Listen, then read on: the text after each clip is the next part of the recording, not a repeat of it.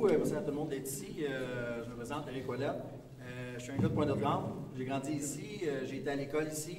Puis c'est ici que je veux voir grandir mes enfants, dont le premier va arriver en février prochain. Puis je me suis toujours impliqué dans le sport, dans mon travail, Col Bleu à la Ville de Montréal, où je suis devenu délégué syndical et en politique comme bénévole.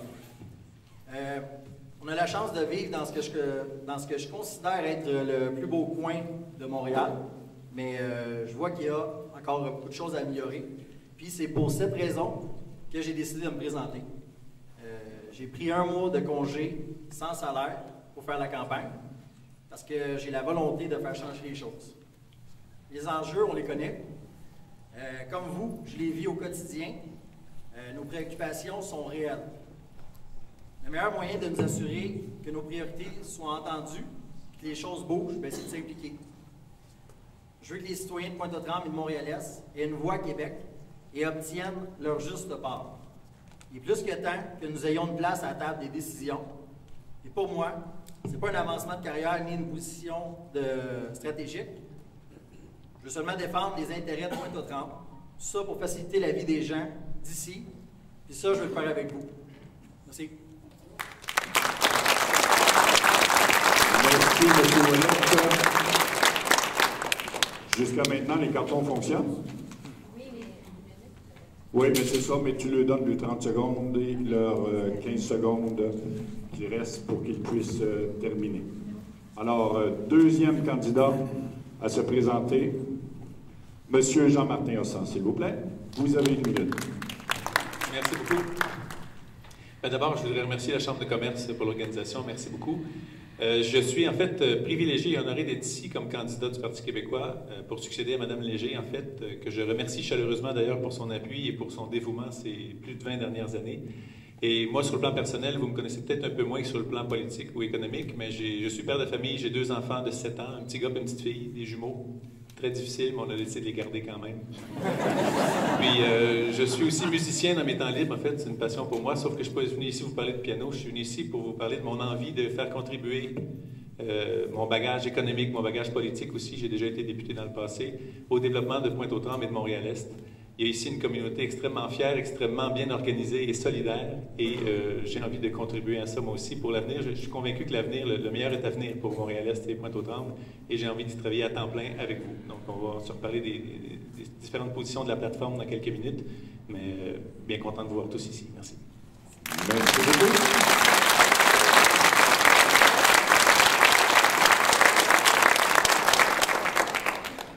Madame Céline Pereira, vous avez 1 minute. Merci. Alors bonsoir tout le monde. Je suis extrêmement ravie de voir que la salle est pleine à Pointe-aux-Trembles. C'est extraordinaire de voir autant de personnes intéressées au débat de la démocratie ici à Pointe-aux-Trembles.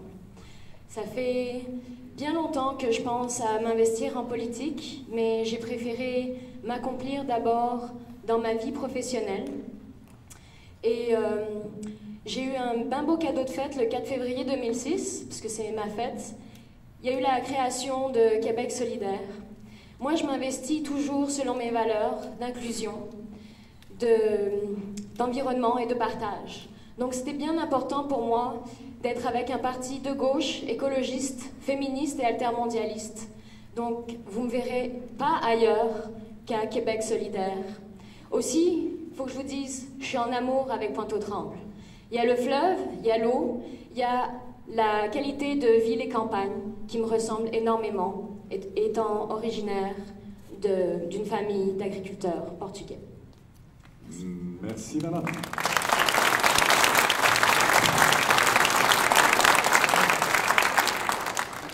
Madame Rouleau, s'il vous plaît, Madame Chantal Rouleau.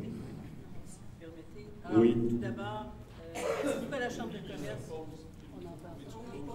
Non. C'est la micro.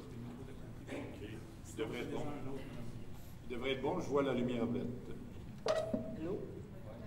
Ça fonctionne? Oui, ça fonctionne. On recommence le temps, Madame Fenêtre, s'il vous On peut plaît. reprendre? Oui. Alors d'abord, merci à la Chambre de commerce de la Pointe-de-l'Île pour cette initiative qui s'inscrit dans un moment où, enfin, Pointe-aux-Trembles est sur l'échiquier politique provincial, parce qu'on en parle, on n'en parlait pas vraiment avant, on en parle maintenant, c'est une excellente chose. Je suis Chantal Rouleau, je suis candidate pour la coalition Avenir Québec, je suis aussi mairesse de l'arrondissement Rivière-des-Prairies, Pointe-aux-Trembles. J'ai été directrice générale du comité ZIP Jacques Cartier et je suis citoyenne et résidente de Pointe-aux-Trembles.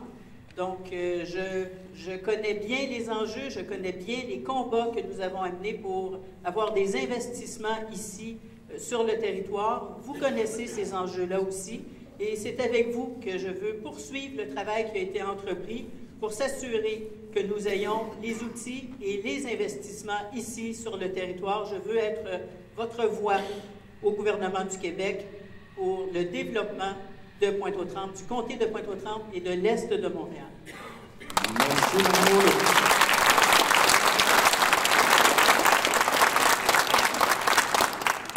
La première partie est faite. Je demanderai juste à Hélène, quand tu as le carton rouge, pendant toutes les 15 secondes, le garder dans les airs et puis ça va indiquer plus au candidat et à voir où on en est. Parfait. Alors, on y va avec la première question. La première question, comme je vous ai dit tantôt, est sur le transport. On pose la question. Les rôles ont été faits au hasard. Je peux dès maintenant vous dire de quelle façon qui va répondre pour cette première question. La première personne à répondre, Mme Chantal Rouleau de la CAQ. La deuxième personne, ce sera M. Éric Ouellette du PLQ. Ensuite, Céline Pereira du QS et Jean-Martin Hossan.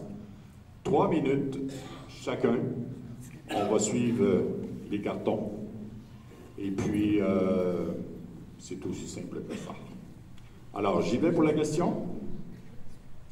Vous savez que dans l'Est de Montréal, il y a un enjeu majeur entourant les transports, que ce soit pour la rénovation des grandes artères, Sherbrooke, Notre-Dame, par exemple, ou que l'on parle de l'offre de transport en commun. Plusieurs défis touchent particulièrement les citoyens de Montréal-Est et Pointe-aux-Trembles. Spécifiquement, et à court terme, pour l'Est de Montréal, quelles seraient vos priorités pour améliorer la mobilité des personnes et des biens? Alors, Mme Chantal Rouleau, à vous la parole. Bien, on connaît le grand problème de mobilité dans l'Est de Montréal. Premier projet qu'on va mettre en place, c'est la réfection de la rue Notre-Dame. Rue Notre-Dame qui, depuis des décennies, depuis les années 70, doit être revue et revisitée, est appelée à devenir un boulevard urbain. Tout le monde s'est entendu, il y a un consensus sur cette rue Notre-Dame, mais rien n'a été fait, fort malheureusement. Nous allons investir 625 millions de dollars issus du programme d'investissement du Québec pour la réfection de la rue Notre-Dame, pour en faire un beau boulevard urbain, tout en respectant le milieu résidentiel et socio-économique, évidemment. Un grand projet que nous allons mettre en place, c'est le tramway de l'Est. Tramway de l'Est qui part du centre-ville et qui va jusqu'à la pointe de l'île.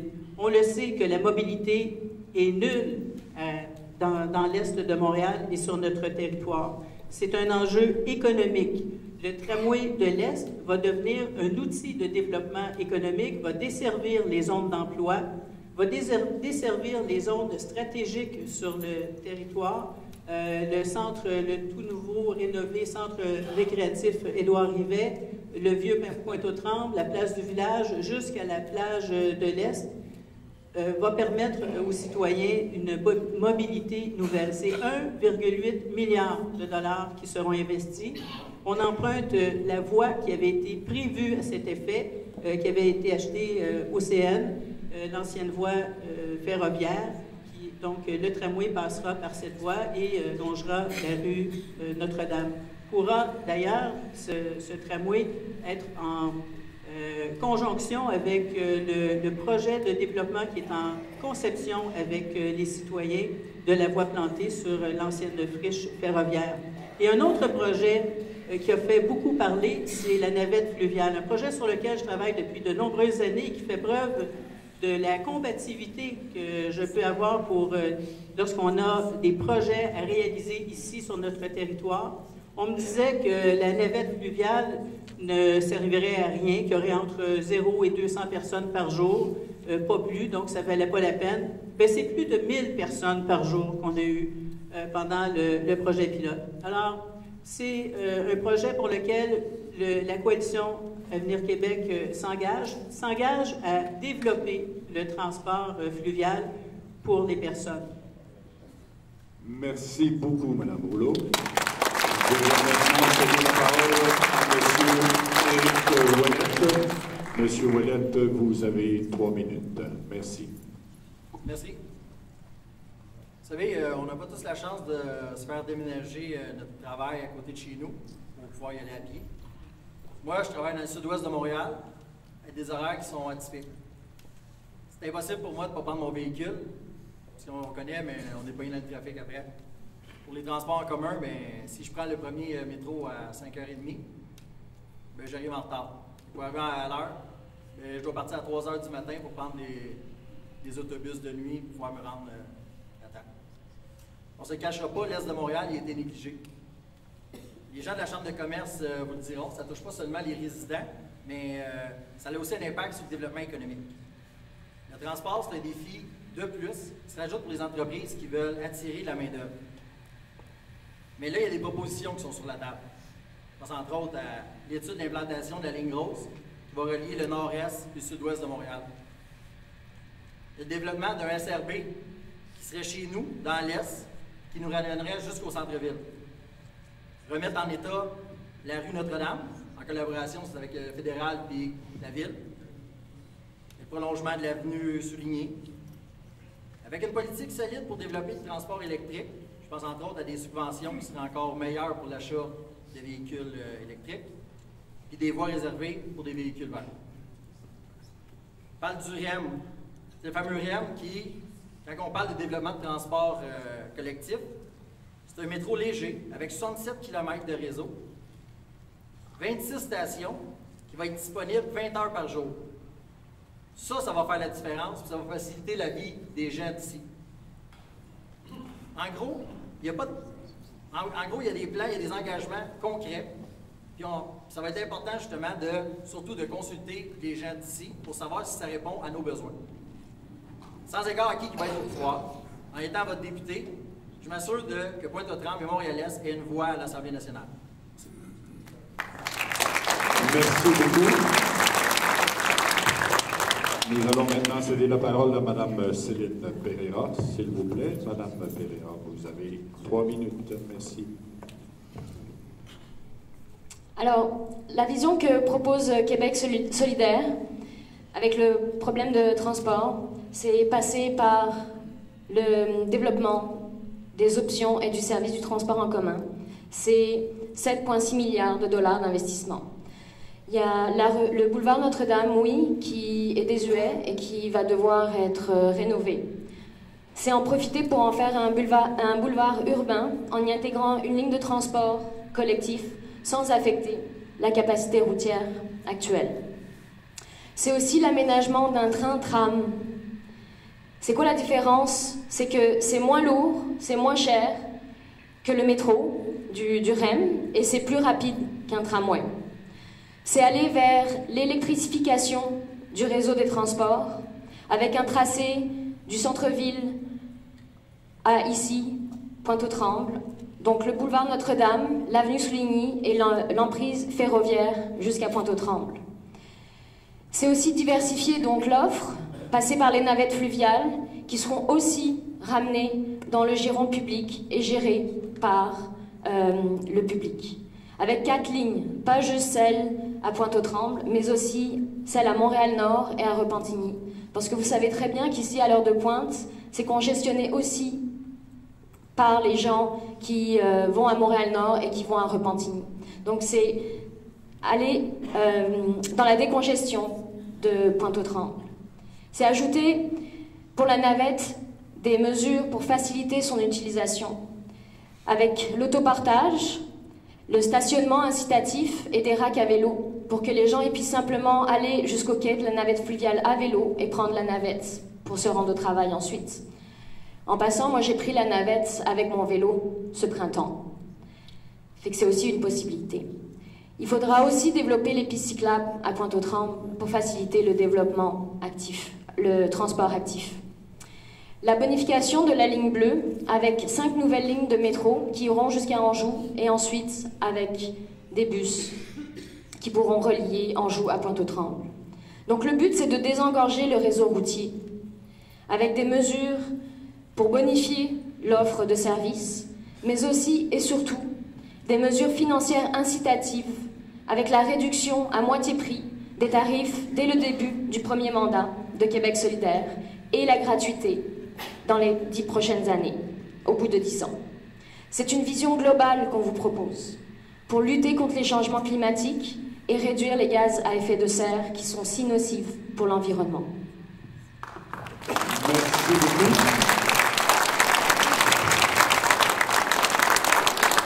Je cède maintenant la parole à M. Jean-Martin Hossan. Vous avez 3 minutes, M. Hossan. Merci. En fait, ce que le Parti québécois propose pour les transports dans l'est de l'île, ça fait partie de ce qu'on appelle le grand déblocage. Vous avez peut-être vu ça passer dans les nouvelles. C'est ni plus ni moins le projet de transport le plus ambitieux dans la région de Montréal depuis le métro dans les années 60. Et c'est en comparaison avec le REM, en fait, c'est un projet qui offre 4 fois plus de destinations, donc certaines dans l'est, alors que le REM est simplement dans l'ouest de Montréal. Et ça enlève aussi 80 fois plus de voitures des routes et ça réduit les gaz à effet de serre 8 fois plus que le REM, pour le même montant. Donc, un gouvernement du Parti québécois prendrait l'argent du REM et le réorienterait vers le grand déblocage en utilisant les travaux du REM qui ont déjà été faits cependant. Il n'y a rien de perdu. Et dans ce grand déblocage-là, il y a plusieurs éléments qui sont très, très pertinents à l'est de Montréal, à Pointe-aux-Trembles, à Montréal-Est. Il y a premièrement le tram qui relierait la pointe de l'île au réseau de métro, avec un lien intermodal entre les 2 lignes, la bleue et la verte, très important pour les gens qui veulent aller, par exemple, à l'Université de Montréal en moins qu'1 heure et demie. Ce sera très pratique de le faire. Il y a aussi l'augmentation de la fréquence et de la capacité du train de l'Est pour en faire une option pour beaucoup plus de Pointe-Élier et de Montréal-Estois. Le renforcement de l'axe sur Saint-Jean-Baptiste aussi, avec une voie vraiment réservée qui va relier les 2 rives, mais aussi cet axe fort-là au train de l'Est et au tram qui sera construit. Donc ça va être un excellent moyen de rendre la circulation plus fluide à l'intérieur de notre région et non seulement pour entrer et sortir de la région. La navette fluviale serait permanente aussi. C'est d'ailleurs une idée du Parti québécois dans les années 90, cette navette-là. Et aussi de pouvoir faire une étude sur la fréquence de la navette entre Varennes et Pointe-aux-Trembles aussi, que des gens voudraient utiliser beaucoup plus, j'en suis convaincu. L'ouverture rapide de la station P9 de métro, les nouvelles stations de métro qui ont été annoncées sur la ligne bleue. Il y en a qui suggèrent d'attendre que tout soit fini avant d'ouvrir. Nous, on voudrait ouvrir la station P9 le plus rapidement possible pour la relier au service rapide de bus sur P9, qui serait aussi prolongé jusqu'au centre-ville. Donc, encore une façon d'augmenter de beaucoup la fluidité du transport. Transport actif, très important. On voudrait amener Bixi ici, on va travailler là-dessus. Et autopartage aussi, amener des services comme Car2Go, qui est le plus connu peut-être, et faire en sorte que l'est de l'île soit aussi bien desservi que l'ouest de l'île actuellement. Et aussi mettre en œuvre le projet de modernisation de la rue Notre-Dame pour en faire un boulevard digne du 21e siècle. Il y a évidemment des défis. Là. Il y a un égout pluvial en dessous. Il y a aussi le tunnel qui va être fermé bientôt. Donc, il va falloir vraiment se poser de bonnes questions avant d'entamer ces travaux-là pour ne pas empirer la congestion. Mais bref, il y a des idées qui ont été très intelligemment conçues autour de ça. Et faire de Notre-Dame, en fait, non seulement un endroit où on circule, mais un levier majeur de développement économique et social avec des commerces de proximité tout le long de Notre-Dame et évidemment une plus grande fluidité pour la région. Donc ça, c'est tout inclus dans le grand déblocage qui est le projet que le Parti québécois a offert à toute la grande région de Montréal et qui, au moins dans ce projet-là, inclut des avantages pour l'Est de Montréal et non seulement pour l'Ouest de Montréal, pour le même prix. Merci.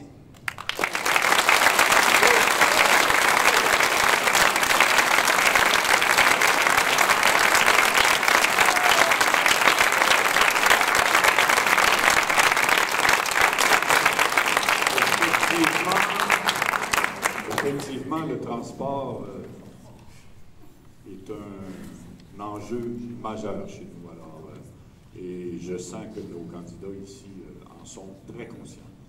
Allons-y maintenant pour la deuxième question. Encore une fois, un autre enjeu. Il s'agit de la santé. Encore une fois, tirage au sort par la firme que je vous ai nommée tantôt. On va y aller avec M. Jean-Martin Hossan qui va débuter pour répondre. suivi de Mme Chantal Rouleau, ensuite M. Éric Ouellet et finalement Mme Céline Pereira pour la question sur la santé. On y va pour la question. La santé fait partie des préoccupations importantes pour la population vieillissante du Québec. Nous savons que l'espérance de vie des citoyens et citoyennes de l'Est de Montréal est l'une des plus basses sur l'île de Montréal, reliée entre autres à plusieurs facteurs: le transport actif, qualité de l'air, habitudes de vie, alimentation et pauvreté. Les difficultés reliées à la disponibilité des médecins de famille sont également un enjeu majeur dans l'Est. Quelle serait votre priorité pour améliorer la condition de vie des citoyennes et des citoyens de l'Est de Montréal? Monsieur Hossan, 3 minutes. Merci. En fait, les engagements du Parti québécois dans le domaine de la santé veulent réorienter les ressources vers le patient, parce que ça fait quelques années qu'on dirait que c'est un peu doctocentrique. On se concentre trop sur les médecins et très peu sur les patients. Donc, on veut d'abord redéployer beaucoup plus d'infirmières praticiennes dans les CLSC et faire aussi en sorte que les CLSC soient ouverts tous les jours jusqu'à 9 h le soir pour couvrir les urgences mineures, alors qu'actuellement, ce n'est pas le cas. Il faut se retrouver aux urgences et ça fait en sorte d'embourber les urgences partout au Québec. On va aussi, évidemment, accélérer les rénovations, les réparations à l'hôpital Maisonneuve-Rosemont, qui est le plus grand hôpital proche d'ici. Donc, on veut accélérer ces travaux-là. La création de cliniques d'infirmières praticiennes aussi. Il y a eu un exemple très probant à Québec, ça s'appelle la clinique SAPSA. C'est une clinique sans médecin où il y avait des infirmières praticiennes spécialisées. Ça roule très, très bien et ça fait en sorte de désengorger encore les hôpitaux, les urgences. Donc, toutes les nouvelles cliniques qui seraient créées seraient orientées vers des cliniques d'infirmières spécialisées. Et il faut aussi élargir la capacité d'action, en fait, de tous les autres professionnels du réseau de la santé. Les infirmières, les pharmaciens peuvent parfois prescrire certains médicaments qu'actuellement, seul un médecin peut prescrire. Donc, en élargissant les possibilités d'action de ces professionnels-là, ça fait en sorte de désengorger encore une fois et de réduire les attentes. On veut effectuer un changement dans le mode de rémunération des médecins. Et ça touche particulièrement Pointe-aux-Trembles, Montréal-Est et l'Est de Montréal en général, parce que les médecins sont payés à l'acte. Et donc, ils ont moins d'incitatifs à aller dans les régions où les cas sont un peu plus lourds et où le rendez-vous est plus long, parce qu'ils peuvent en voir moins et ils sont moins payés. Donc, on voudrait revoir la rémunération des médecins pour que l'attractivité de Montréal-Est et de Pointe-aux-Trembles soit plus grande pour les médecins. On veut aussi, sur le plan de la santé, l'alimentation, il ne faut pas l'oublier, combattre les déserts alimentaires. C'est pas normal qu'on doive prendre notre voiture pour aller acheter une pomme ou un fruit ou un légume frais. Donc, avec des commerces de proximité et l'agriculture urbaine, on pourrait développer ça pour le plus grand bénéfice des citoyens. Et à plus long terme, quand on parle de santé, il faut aussi parler d'éducation, qui n'est pas un des thèmes de la soirée, mais qui se rattache beaucoup à la santé. Une population mieux éduquée, mieux formée et plus en santé quelques années plus tard, et c'est tout à fait relié à ça. Et donc, on veut la gratuité scolaire jusqu'à l'université. On veut plus de place en CPE pour que les fondements d'éducation soient solides pour tout le monde. Et une politique nationale du sport et de l'activité physique qui ferait en sorte que jusqu'au niveau collégial, il y aurait 1 heure d'activité physique par jour pour tous les étudiants, ce qui fait en sorte que quelques années plus tard, c'est de la belle prévention et le système de santé serait moins embourbé avec moins de problèmes de santé pour ces populations-là. Et très important pour les aînés de réinvestir massivement dans les soins à domicile, dans l'aide aux proches aidants. Et ça, il y a une demande très forte dans la région ici pour les soins à domicile. Donc, il y a un réinvestissement majeur dans la plateforme du Parti québécois vers les soins à domicile. Merci. Merci beaucoup.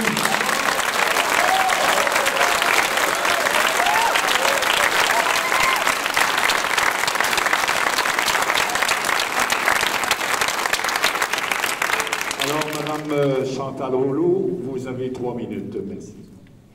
Alors, la santé est évidemment un enjeu fondamental, particulièrement ici dans l'Est de Montréal, où on a une espérance de vie de 10 ans de moins qu'ailleurs.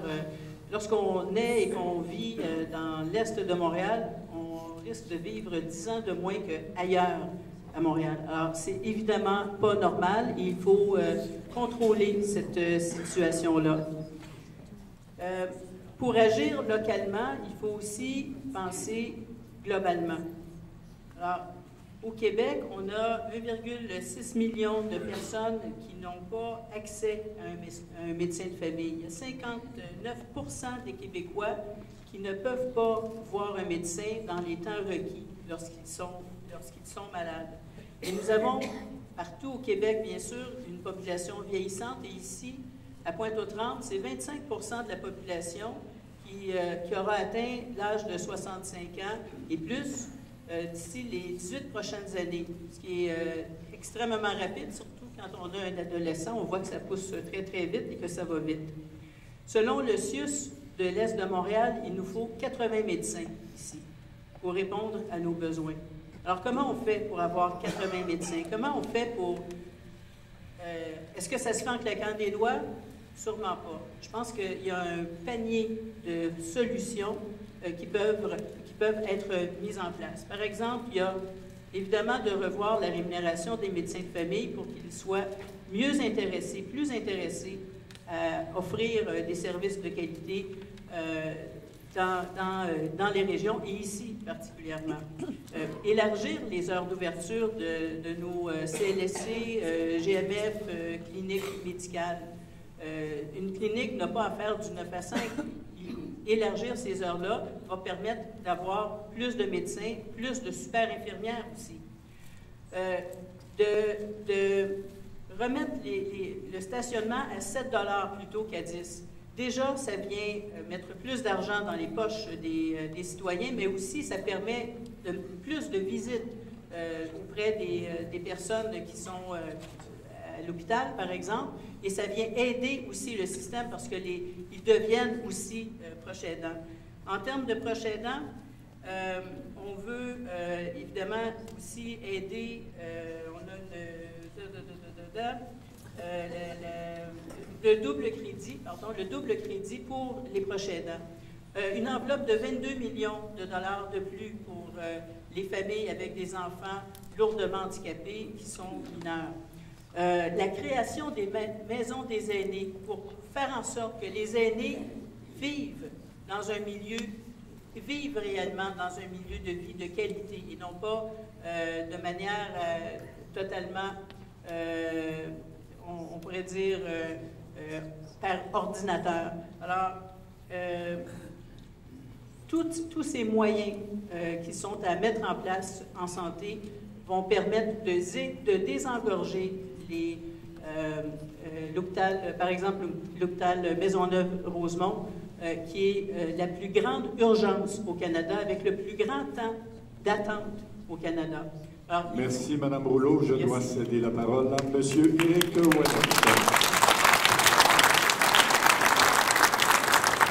Alors, M.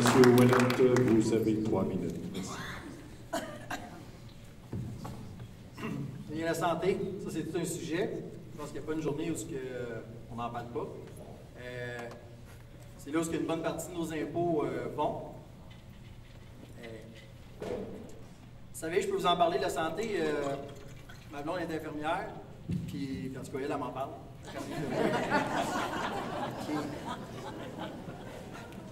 Étant donné qu'on va avoir un bébé bientôt, bien, on le vit aussi du côté patient, avec le suivi de la grossesse.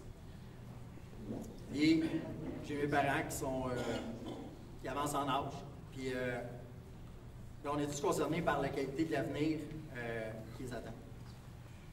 On pourrait se limiter à critiquer le système, à y trouver des bobos, puis à être alarmiste. Mais je voudrais partager avec vous certaines données importantes. Vous savez que depuis les dernières élections, il y a pas moins que 77 000 personnes de plus qui ont accès à un médecin de famille dans l'Est de Montréal. Dans l'Est, il y a maintenant une super clinique qui offre des services 12 heures par jour, puis 7 jours par semaine. La distribution des médecins de famille fait en sorte qu'on a augmenté le nombre de médecins qui s'installent dans l'Est de Montréal. Il y a eu un reportage à Radio-Canada récemment qui nous parlait d'un projet qui vise à augmenter l'accessibilité aux services dans l'Est de Montréal. Il faut travailler ensemble et faire entendre notre voix pour que notre système de santé réponde encore mieux aux besoins des citoyens de Pointe-aux-Trembles et de Montréal-Est. Tout est loin d'être parfait. On avoue qu'on partait de loin, mais l'important, c'est d'avancer. Il faut aussi s'assurer que Pointe-aux-Trembles et Montréal-Est reçoivent leur juste part quand il est question de santé pour l'avenir de nos enfants, puis s'assurer que nos parents aient les soins qu'ils méritent. Merci. Madame Pereira, vous avez 3 minutes. Alors la santé, oui, c'est important, mais comment on prodigue les soins de santé aussi, c'est le plus important pour Québec solidaire. On veut vous proposer une santé à échelle humaine. C'est sortir de la privatisation de la santé et de la décentralisation, et aller vers la décentralisation pour avoir un système de santé qui est proche des gens. Nous, Québec solidaire, là, on vient du peuple et on veut travailler pour le peuple. Et c'est d'abord travailler pour la santé du peuple. C'est offrir des soins de proximité avec un financement et des ressources et des CLSC ouverts 24 heures sur 24, avec des intervenants sociaux, des infirmières et de l'aide psychologique. C'est continuer avec une politique pharmaceutique à 2 volets. D'abord, un régime d'assurance médicaments universel, le RAMPU. Ensuite, Pharma Québec, c'est aller de l'avant avec la production et de la vente de médicaments génériques pour baisser les coûts et provoquer des revenus pour l'État. Les pharmaceutiques qui nous font payer des médicaments hors de prix, pour ceux seulement qui ont de l'argent, à Québec solidaire, on dit ça suffit. C'est une assurance dentaire gratuite pour les enfants et pour les aînés. C'est 80% des dépenses de votre assurance, de vos soins pour vos dents qui seront remboursés pour le reste de la population. Aussi, c'est des logements sociaux mixtes et universellement accessibles. 50 000 logements pour briser l'isolement social.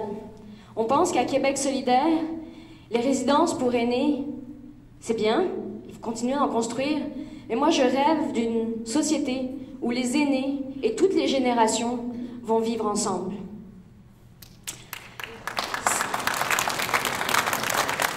Les aidants naturels, c'est 250 millions par année pour aider les aidants naturels.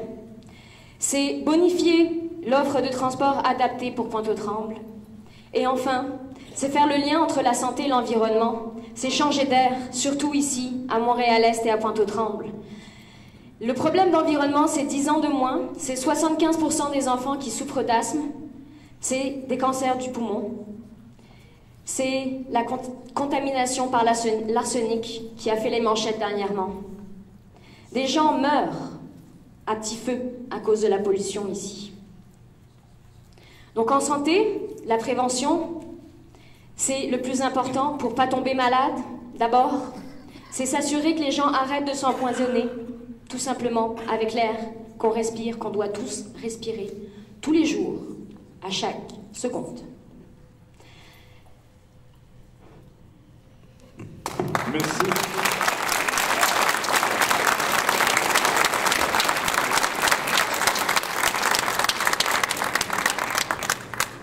Nous allons maintenant procéder à la 3e question. Économie locale. Et pour le tirage au sort, toujours la même chose que tantôt. Madame Pereira répondra à la question au début, pardon. Monsieur Hassan, suivi de Madame Chantal Rouleau et finalement Monsieur Éric Ouellette pour économie locale. Voici maintenant la question. Depuis plusieurs années, les enjeux entourant le commerce dans l'Est de Montréal sont mis en lumière. Plusieurs centres commerciaux se sont récemment établis dans les secteurs de Lachenay, Repentigny, ajouter les galeries d'Anjou et la place Versailles que tout le monde connaît. Les citoyens et citoyennes de l'Est ont tendance à quitter le secteur pour leurs achats quotidiens.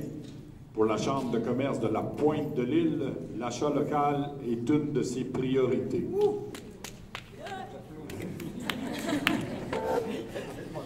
Voici la question. Quelles sont les mesures que vous allez mettre en place pour encourager la venue, la rétention des entreprises et commerces dans l'Est de Montréal? Alors, Madame Pereira, à vous la parole. Vous avez 3 minutes. Alors, mon plan pour Pointe-aux-Trembles, c'est de créer une vie locale attrayante. Il y a un poète portugais, Fernando Pessoa, qui dit « Quand vous avez des rêves sur la route, si les gens ils vous prennent pour des rêveurs et qui vous lancent des pierres, ben ramassez-les pour faire des châteaux. » Fait que moi, c'est ça que je vais faire. C'est que je vais vous proposer d'encourager les initiatives locales. C'est soutenir les entreprises qui vont faire qui vont transformer les ressources et les produits des régions du Québec. C'est des mesures fiscales pour les petites et les moyennes entreprises. C'est soutenir la relève en offrant du mentoring local et en favorisant des ententes gagnant-gagnant. Ça, les ententes gagnant-gagnant, c'est ce que je fais le mieux. J'ai fait beaucoup de développement d'affaires et c'est mettre des gens qui ont des compétences différentes ensemble pour qu'au bout du compte, ce soit la meilleure offre, la meilleure petite boutique qu'on vous propose. Café, bagel, boulangerie, restaurant, produits locaux, c'est ça. Et ensuite, tout le monde partage les bénéfices à la hauteur de ce qu'ils ont proposé et apporté au projet. Donc, c'est aussi soutenir l'économie locale en faisant la promotion de coopératives et d'OBNL pour améliorer la vie collective d'ici, d'abord. C'est augmenter le pouvoir d'achat avec un salaire minimum à 15 $ de l'heure. Pourquoi ça fait tourner l'économie locale, 15 $ de l'heure?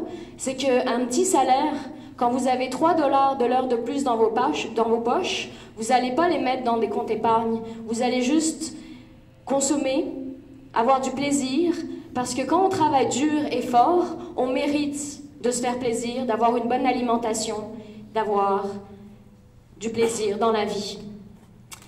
Donc créer un cadre de vie où les gens vont aimer consommer ici en insufflant une dynamique positive qui fait boule de neige, qui peut devenir très grosse, cette boule de neige.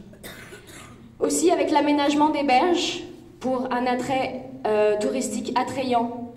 Moi, je veux qu'on puisse se baigner ici à Pointe-aux-Trembles. Jetez-moi vos pierres, là, je vais les ramasser, là, mais je vais aller de l'avant avec ce projet-là.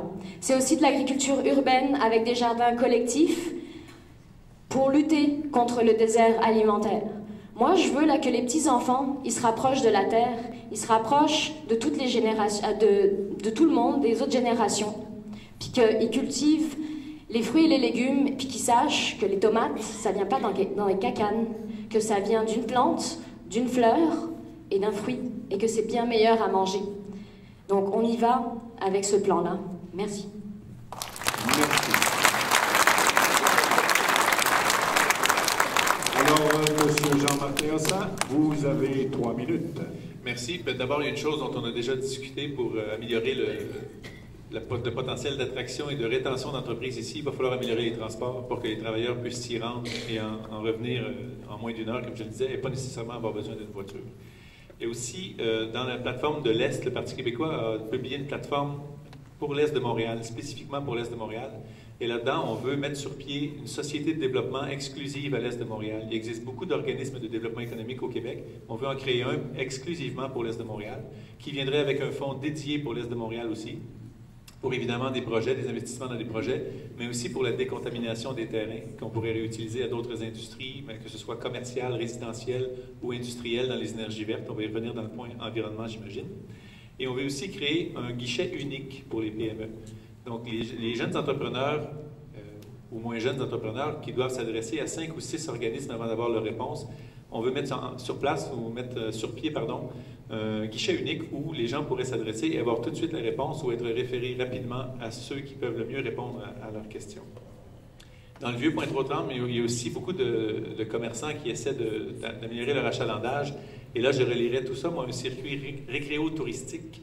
Donc, on parle beaucoup de la navette fluviale et de le développement des berges tout le long du fleuve. Ici, on a un fleuve majestueux et magnifique. Tous les comtés qui ont un fleuve le long de leur zone rêveraient, en fait, de pouvoir développer ça. Et donc, s'il y avait un circuit intégré, non seulement les plages qu'on pourrait développer, mais relier ça au boulevard Gouin, par exemple, qui pourrait être rénové en piste cyclable avec des vues magnifiques, mais aussi le parc linéaire qu'on veut faire le long de la friche, le chemin de fer qui est abandonné, faire un parc linéaire pour créer des commerces de proximité aussi et un milieu de vie plus attrayant pour les résidents du coin. Donc tout ça pourrait être intégré et il y a des gens de l'extérieur qui viendraient ici en vélo avec la navette de la Rive-Sud même pour passer une journée à Pointe-aux-Trembles et donner de l'achalandage à des commerçants sur la rue Notre-Dame, dans le vieux Pointe-aux-Trembles par exemple. On veut aussi un campus de formation professionnelle pour que les gens d'ici qui veulent se former n'aient pas à sortir tout le temps de la région pour aller faire un cours collégial ou un cours professionnel. Donc, créer un campus de formation professionnelle ici qui va ensuite mener au fait que les entreprises auront moins de difficultés à trouver de la main-d'œuvre. Donc, ça va aider à garder les entreprises et en attirer d'autres. Le développement des technologies propres, ici, on a le potentiel pour ça. Tous les terrains qu'on va décontaminer vont mener à un espace absolument inouï pour développer de nouvelles entreprises et de nouveaux créneaux. Et les énergies vertes, les énergies renouvelables, l'Est de l'île de Montréal devrait devenir le bassin de ça pour le Québec et même pour l'Amérique du Nord. On a tout le potentiel qu'il faut, le manufacturier 4.0, donc tout ce qui est innovant. Ce qu'on appelle un Fab Lab aussi, les endroits où il y a une imprimante laser avec coupe laser, pardon, imprimante 3D. Développer tout ça ici pour faire de Pointe-aux-Trembles, en fait, un lieu d'innovation unique au Québec. Il y a le potentiel pour ça. Merci.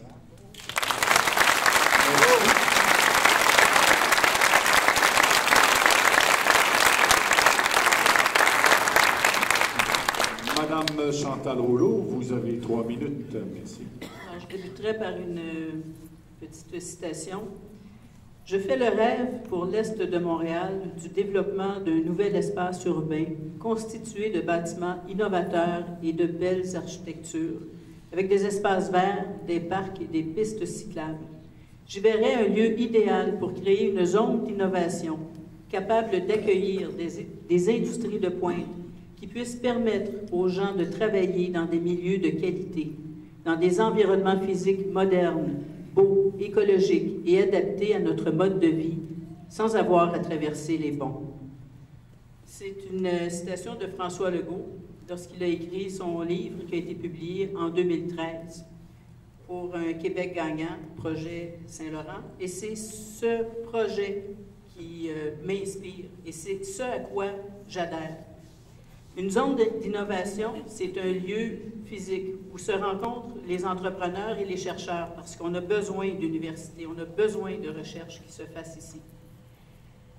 Et c'est une zone industrielle, commerciale, résidentielle, un milieu de vie, un quartier innovant, un peu comme ça s'est fait en Californie avec la Silicon Valley. On a ce potentiel-là ici. Et quand on regarde le travail qui est effectué par PME Montréal, PME Montréal de l'Est de l'île, le travail qui se fait par les chambres de commerce, le travail qui se fait par l'AIEM, avec l'industrie, l'écologie industrielle notamment, on voit tout ce potentiel que nous avons de zones d'innovation sur notre territoire. Mais avant ça, il y a des choses qui sont à faire. Il faut appuyer la revitalisation du vieux Pointe-aux-Trembles. Il faut appuyer la densité sur le territoire. Il faut miser sur l'offre récréo-touristique qui est en train de se mettre en place. Et je donne en exemple encore la navette fluviale. Savez-vous qu'il y a, quand on a fait ce projet pilote, il y a plus de 2000 personnes qui sont venues de l'extérieur de l'arrondissement dans le vieux Pointe-aux-Trembles pour découvrir notre territoire. Les commerçants peuvent vous en parler. Certains ont eu la langue à terre tellement que la demande a été forte. Alors, c'est ce type d'activité qu'il faut développer. Il faut continuer, et je vais, à titre de député, favoriser, encourager toutes les initiatives locales qui vont permettre de mettre en place, par exemple, un centre de congrès ici à Pointe-aux-Trembles, ou par exemple, un tennis intérieur, ou des activités nautiques, des projets nautiques d'importance qui vont permettre à Pointe-aux-Trembles de se démarquer de par la richesse de son territoire. Et tout ça a un impact extrêmement important sur l'économie locale. Je vais aussi encourager, évidemment, toutes les initiatives. Madame Rouleau, je dois céder la parole à M. Éric Ouellet. Merci beaucoup.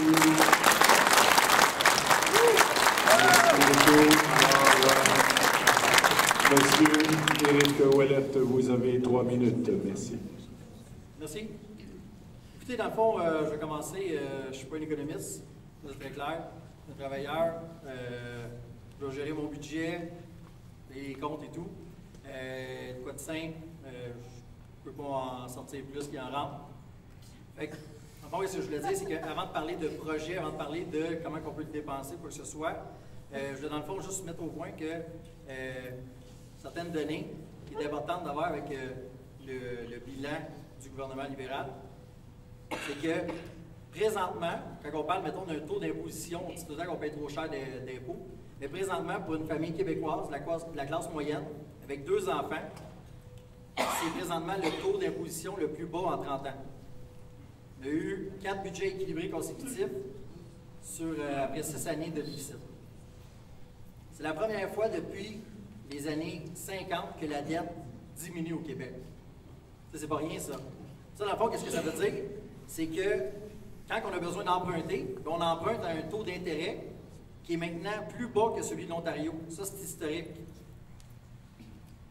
On vit présentement une croissance économique qui est la plus grande en 20 ans. Juste en termes de chiffres, il y a eu 229 500 nouveaux emplois créés depuis la dernière élection.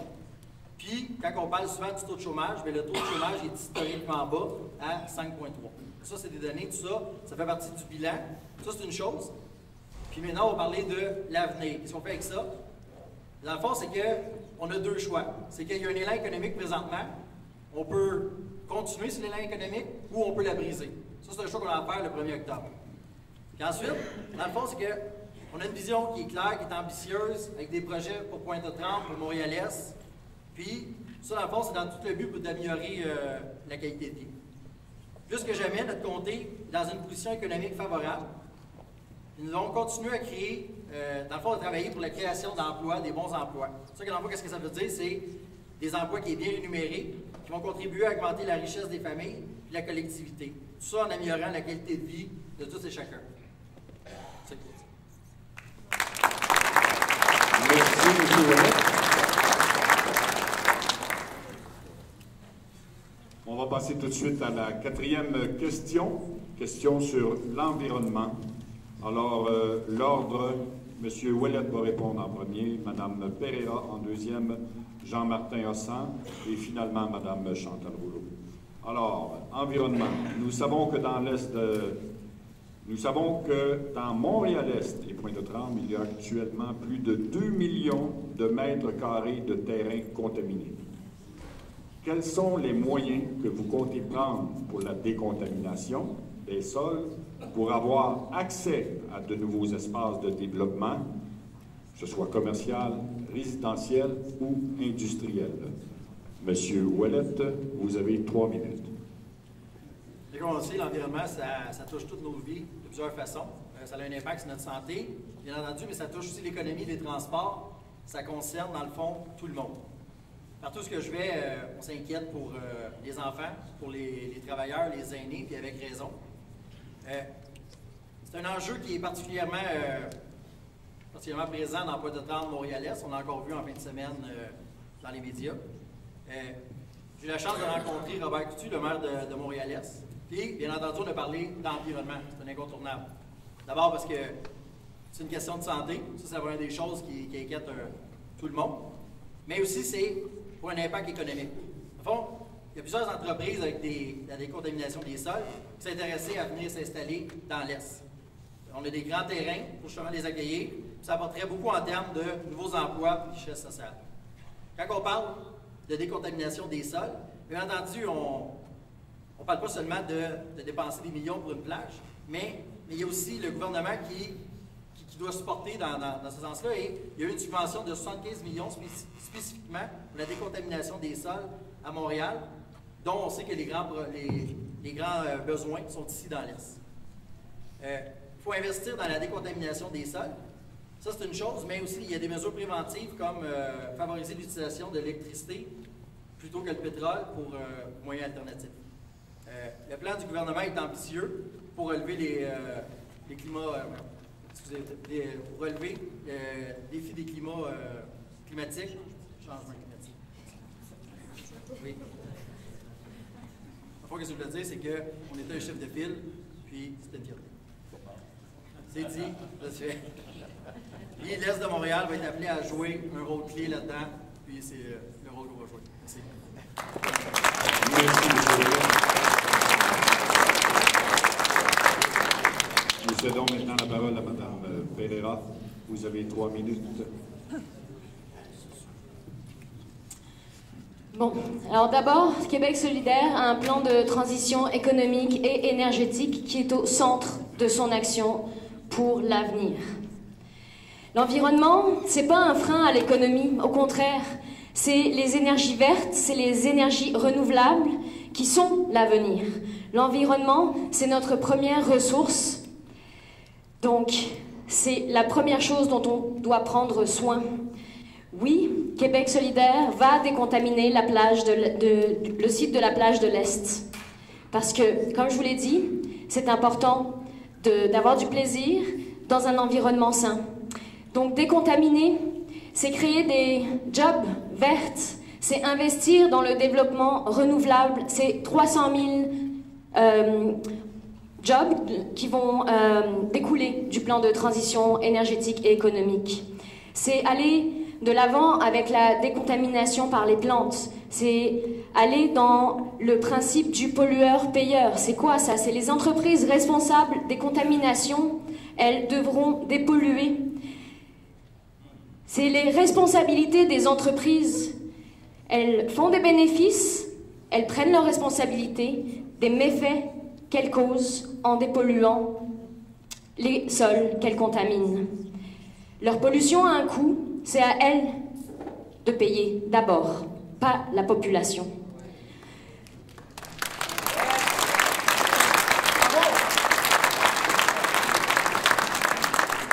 Cette loi-là, elle démontre tout simplement du courage politique, mais c'est surtout du bon sens. Et à Québec solidaire, c'est ça qu'on a à vous offrir. C'est beaucoup de bon sens, c'est beaucoup de vision vers l'avenir, et c'est du courage politique, parce qu'encore une fois, on veut travailler pour le peuple, pour l'environnement, pour le Québec, pour la planète. Donc amorcer le virage écologique, c'est sortir du pétrole. C'est sortir de l'État pétrolier canadien et s'assurer que ni les lacs, ni les cours d'eau ne seront touchés par la fracturation hydraulique. C'est implanter des énergies vertes pour respirer un air sain, sans arsenic aux particules fines. C'est verdir avec des parcs, c'est génial, c'est bien. Mais poser une action politique pour dépolluer, c'est mieux et c'est ce qui doit être fait. C'est ça, le courage politique à Québec solidaire. C'est de mettre l'environnement au cœur de notre action politique.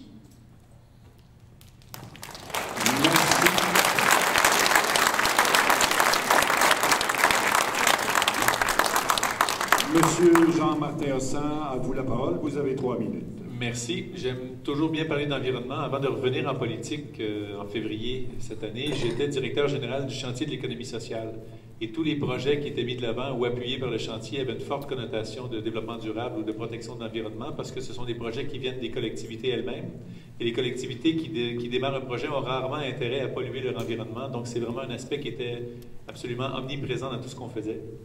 Et j'en ai parlé tantôt, en termes de protection de l'environnement, on veut mettre sur pied ici une société de développement dédiée à l'Est avec un fonds dédié de décontamination. Donc, avant d'avoir de nouvelles industries qui sont plus tournées vers les énergies vertes et les énergies d'avenir, il faut décontaminer certains terrains. Donc ça, ce sera fait. C'est une condition, je dirais, fonctionnellement de base à ce qu'on puisse développer d'autres industries. Et le Québec, moi j'ai toujours été convaincu, peut être la première nation au monde à annoncer très historiquement au reste de la planète qu'on fonctionne sans une goutte d'énergie fossile. J'ai toujours été convaincu qu'on avait le potentiel pour ça parce qu'on a tout ici, et toutes les autres formes d'énergie, que ce soit le solaire, le géothermique, l'éolien, la biomasse, etc. On a tout ce qu'il faut aussi pour que Pointe-aux-Trembles devienne un des points de départ de ce développement d'énergie verte-là du Québec, qui est déjà très avancé avec l'hydroélectricité, évidemment. Hydro-Québec est un joyau qu'il faut conserver et qu'il ne faut absolument pas privatiser, jamais. Et...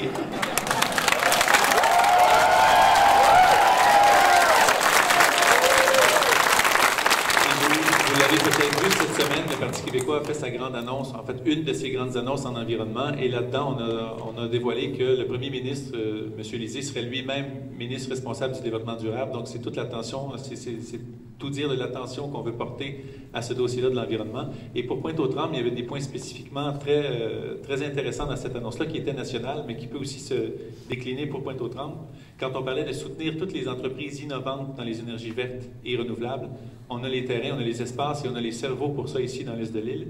Et quand on parlait de soutenir le développement de l'économie circulaire, il y a un projet fantastique d'économie circulaire qui a été mis sur pied par PME Est, entre autres le projet Synergie, de faire en sorte que plusieurs industries travaillent ensemble pour que les déchets, entre guillemets, d'une industrie servent en intrant pour l'autre industrie.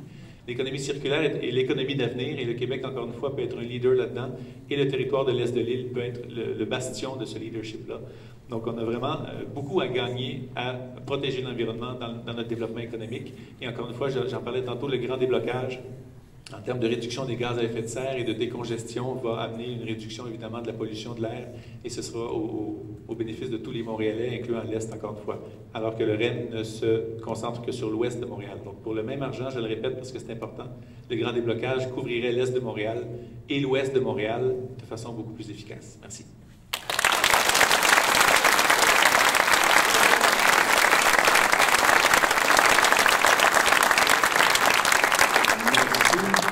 La parole est maintenant Mme Chantal Aulo. Vous avez 3 minutes. Merci beaucoup.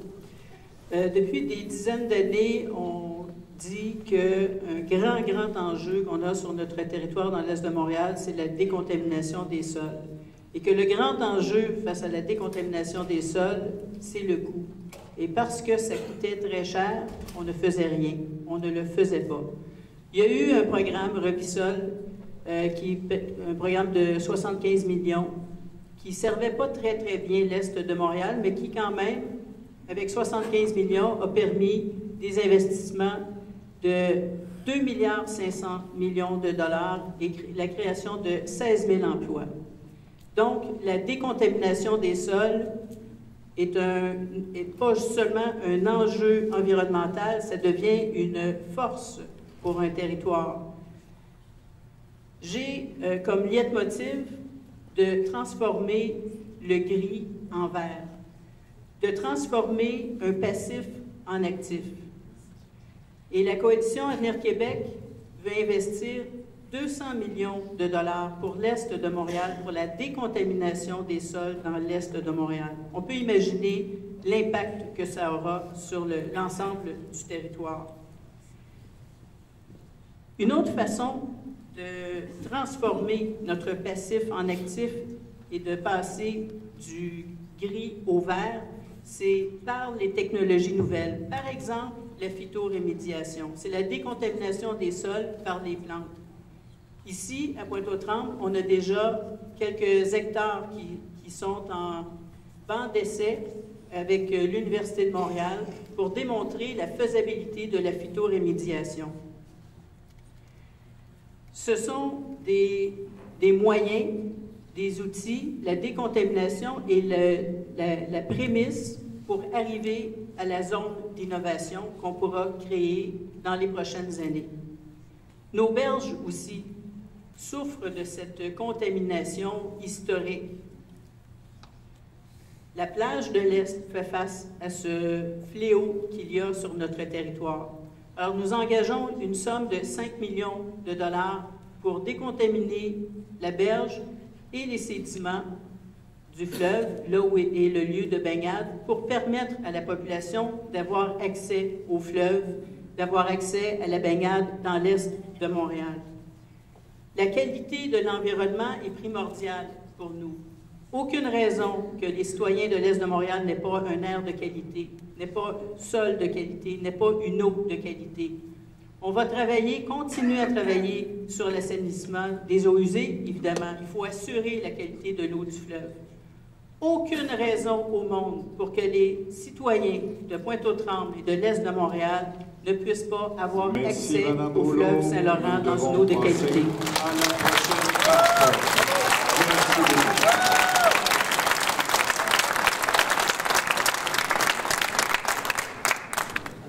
Nous avons entendu nos 4 candidats sur les 4 questions que nous avons.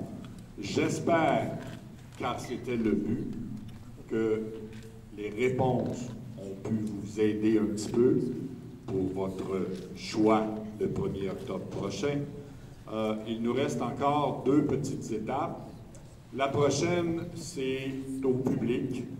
Je vous ai expliqué, je vais vous expliquer encore comment ça fonctionne. La dernière étape, c'est que chaque candidat va avoir 3 minutes pour fermer le débat et dire ou rajouter ce qu'ils veulent pour pouvoir clore le débat comme tel. Alors, pour l'instant, ceux qui ont des billets, on va en piger 2 à la fois. Notre ami Daniel et Steve ont des micros. Il reste 2 micros. Le débat s'est très bien passé. Vous avez vu, très poli, très gentil. J'ai pas eu besoin d'intervenir trop souvent. Et je vous défie de me tester. Vous allez voir que je suis capable encore de vous arrêter. Il faut faire ça.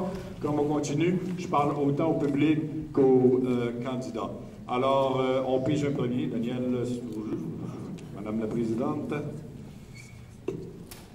Alors, cette personne va avoir 1 minute pour poser la question. Il peut poser la question à un ou à une candidate en particulier et peut poser aussi la question à tous les candidats. Et si jamais la question s'adresse à un ou une candidate, cette personne a 1 minute pour répondre. Et ensuite, on pourra débattre un petit peu, là, puis on regardera comment ça va s'organiser. Alors, le chiffre 1, 8, 6, 3, 6, 1.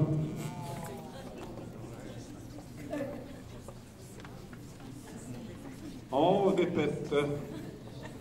Je vais essayer mes lunettes, là. Hein? 1, 8, 6, 3, 6, 1. Trop gêné. Fait que 1 fois, 2 fois, 3 fois vendu. Ben oui. Avez-vous mis des billets qu'on n'a pas donnés? On recommence. 1, 8, 6, 3, 5, 0.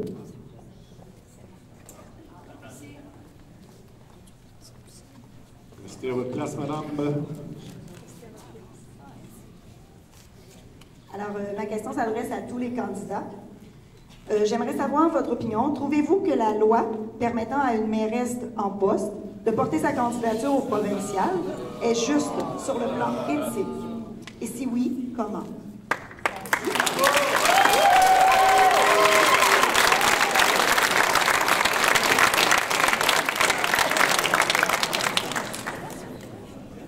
La question s'adresse à tous les candidats. Alors, est-ce qu'il y a un ou une candidate qui veut commencer? Madame Rouleau. Madame Rouleau, vous avez 1 minute. Alors, question, est-ce que ça fonctionne? Oui, ça fonctionne. Oui, ça a été soulevé par certaines personnes. Cela existe depuis longtemps. L'année dernière, il y a la mairesse du Lac-de-L'Âge qui s'est présentée pour le Parti québécois et qui a gardé son poste de mairesse. Et cela était tout à fait éthique et légal. Et jamais, on n'a pas entendu personne critiquer ce fait-là. Je me sens un peu visée. J'ai consulté le conseiller à l'éthique de la Ville de Montréal avant de prendre ma décision. On a discuté des possibilités de ce que je comptais faire. Il m'a fait des recommandations. J'ai une lettre du conseiller à l'éthique.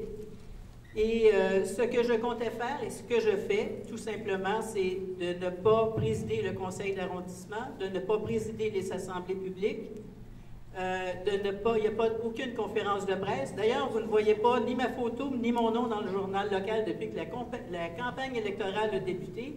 Madame Et de Rouleau, plus, je remets mon salaire à un organisme de charité.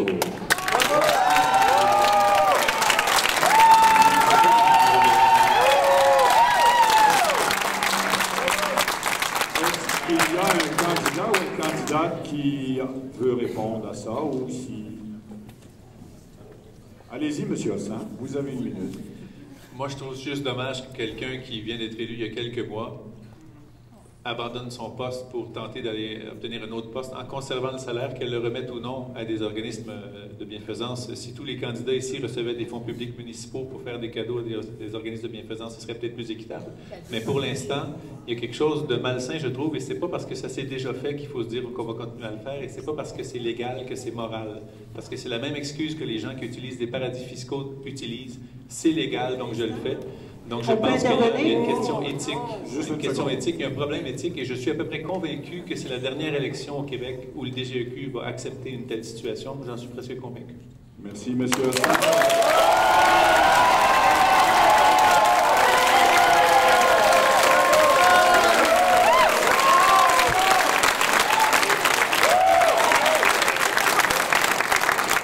Merci, cher public. Madame Rouleau, vous voulez intervenir encore? Vous pouvez. Je suis élu municipal. La loi permet de se présenter à un autre poste électif. Et c'est un droit fondamental de notre démocratie. Si on veut contester la démocratie, on a un fameux problème. On est un pays...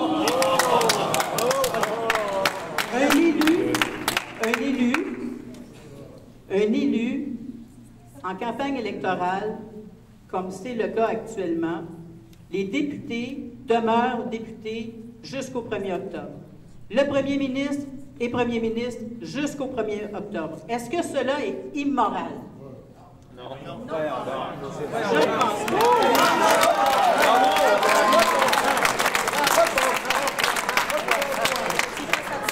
On va céder la parole à Mme Pereira. Il reste encore quelques secondes. Alors, Mme Pereira, s'il vous plaît.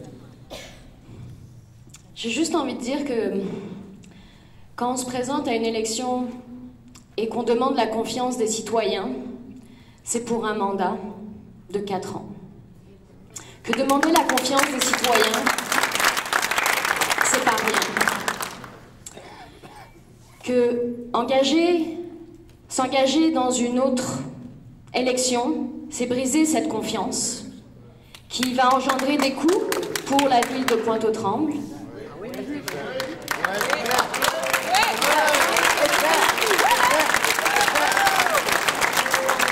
Des coûts, ben, c'est vos taxes, c'est votre argent. Merci.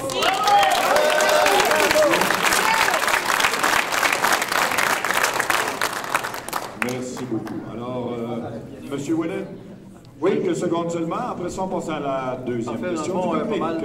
pas mal tout a été quand même dit. Presque tout. Dans le fond, c'est ça, comme citoyen de Pointe-aux-Trembles, c'est certain que ça m'a un peu dérangé quand j'ai appris la candidature. Puis c'est pas pour le parti en tant que tel. Puis, si quelqu'un se demande, c'est pas pour attaquer la mairesse, parce que dans le fond, je l'aime bien. Puis, mais dans le fond, c'est que je veux qu'elle reste mairesse. Fait que je vais fort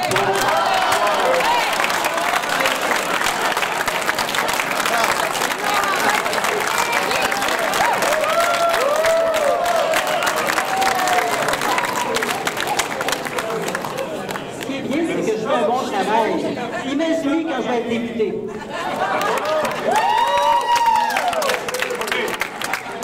Merci beaucoup, tout le monde. Parfait.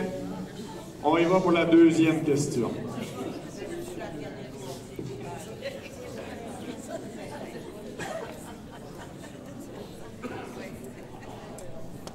Oh, c'est pas loin de l'autre. 1, 8, 6, 3, 5, 1.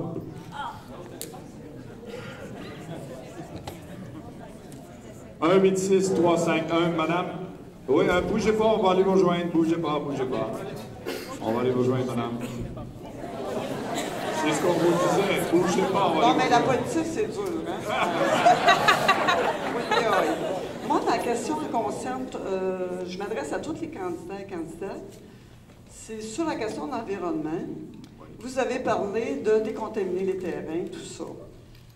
C'est bien beau. Je pense que dans l'Est, vous avez tous dit que, finalement, si on perd 10 ans, tu sais, la différence d'âge avec l'Ouest, on a 10 ans de différence en termes de vie. Mais je voudrais vous entendre toutes les quatre pour savoir qui va payer pour ça. Parce que je me dis, en quelque part, il y a les compagnies pétrolières, la CCR, on parle d'arsenic, de pétrole, d'environnement. Nous autres, les gens sont asthmatiques, ils ont toutes sortes de problèmes. Puis ce que j'entends, en tout cas ce que j'ai entendu ce soir, c'est qu'on va sortir 68 millions.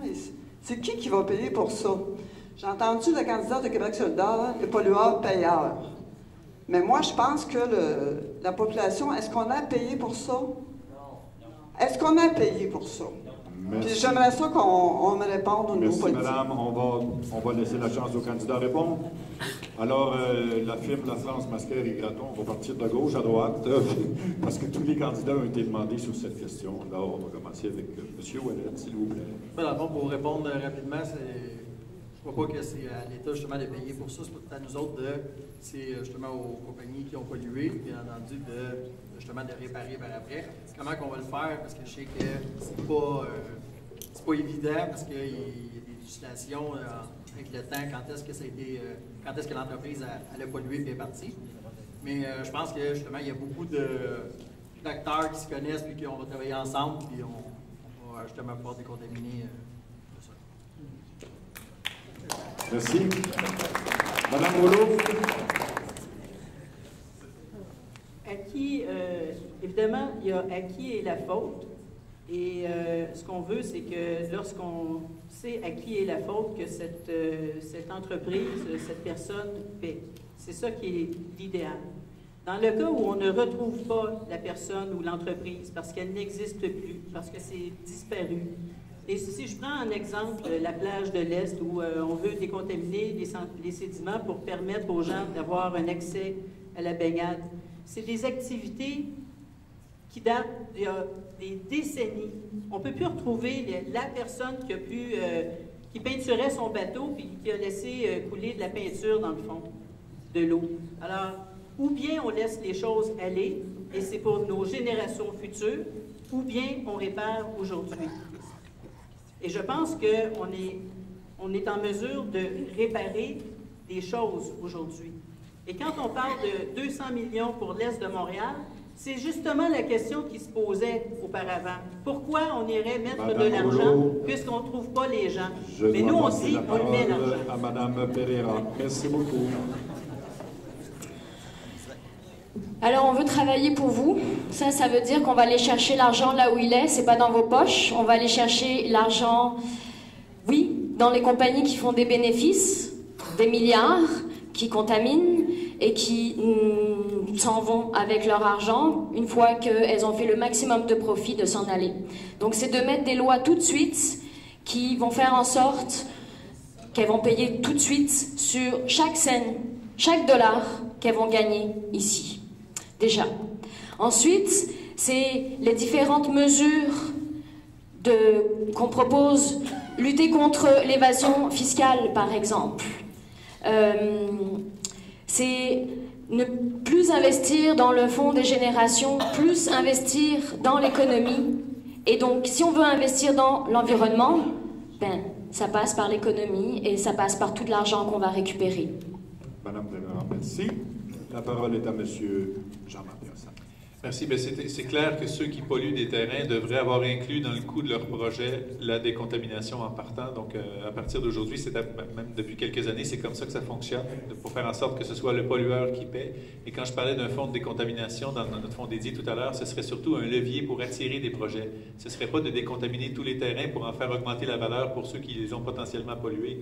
Ce serait de faire en sorte que les entreprises sachent qu'il y aura un levier pour décontaminer les terrains et venir s'installer ici dans l'Est de Montréal. Donc, le pollueur doit être le premier responsable de la dépollution de ces terrains, bien sûr. Merci.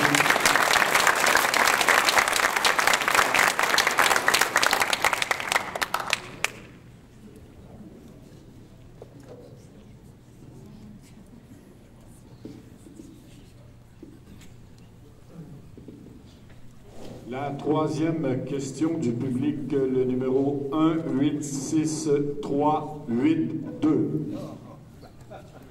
186382.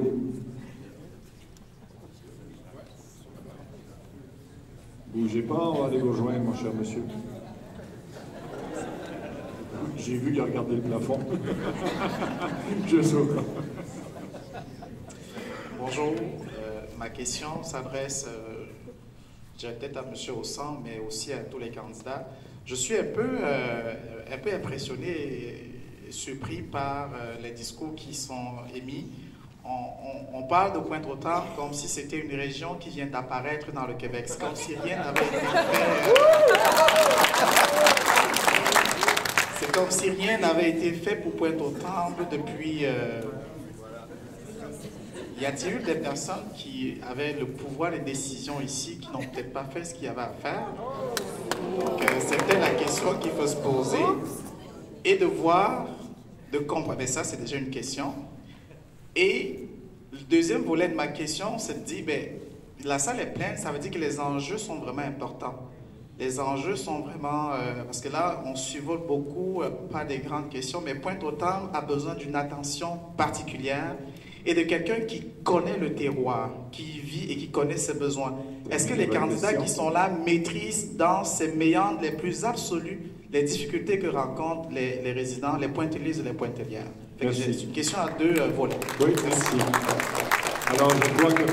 Ossan, la question est adressée à vous et les autres auront droit de réplique. M. Ossan. C'est vrai que Pointe-aux-Trembles existait avant la campagne électorale, mais le fait que ce soit plus médiatisé récemment a fait beaucoup plus parler de Pointe-aux-Trembles qu'historiquement, je dirais. C'est peut-être bon pour le comté aussi pour attirer de l'attention et des investissements. Sur la connaissance du territoire, dans mon boulot précédent, comme je vous disais, au chantier de l'économie sociale, il y avait des entreprises partout à Montréal, dont Pointe-aux-Trembles. On est d'ailleurs ici dans une entreprise d'économie sociale. Donc, le territoire, je le connais très bien. Et dans mon interstice, en fait, entre le chantier et cette candidature, j'étais au cabinet du chef de l'opposition officielle et mes dossiers étaient métropole et entrepreneuriat. Donc, je connais particulièrement bien le dossier ici de Pointe-aux-Trembles et de Montréal-Est. Et depuis février que je suis sur le terrain à rencontrer des intervenants communautaires, économiques, sociaux. Donc, je connais très bien les enjeux et j'ai hâte de m'y atteler pour les régler avec vous, ces enjeux-là. Merci.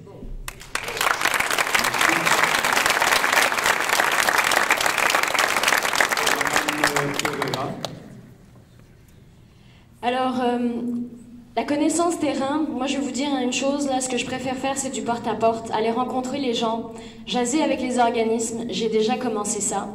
Et je pense que je commence à avoir, j'apprends très très vite et j'ai une connaissance du terrain ici à Pointe-aux-Trembles qui s'affine de jour en jour, de semaine en semaine. Et j'ai de nombreux alliés ici sur le terrain et j'ai les défis à relever, les challenges, je les connais déjà.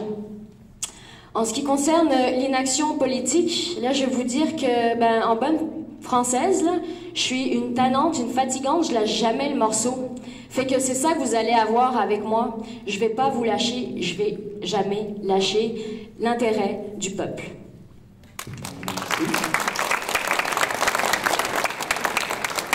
Madame Rouleau. Alors, si je connais le terrain, oui, je connais le terrain. Je vis à Pointe-aux-Trembles. Je suis mairesse, comme vous le savez tous, depuis 8 ans. J'ai travaillé avant ça à Pointe-aux-Trembles et dans l'est de Montréal. Alors, je connais la dynamique économique. On a embauché un commissaire au développement économique justement pour aider. On a aidé à créer l'association des commerçants du Vieux-Pointe-aux-Trembles, à aller chercher le Pram Commerce pour le Vieux-Pointe-aux-Trembles.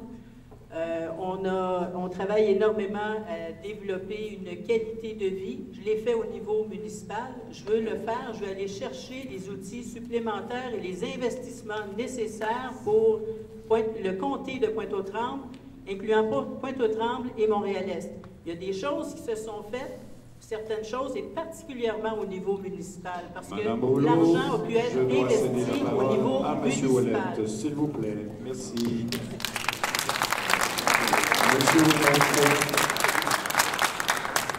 Humblement, je ne peux pas vous raconter que je connais absolument tous les enjeux. Pas parce que j'y reste que nécessairement je suis au courant de tout ce qui se passe. Mais mon envie pour pouvoir le connaître, pour pouvoir travailler avec vous, il est sincère.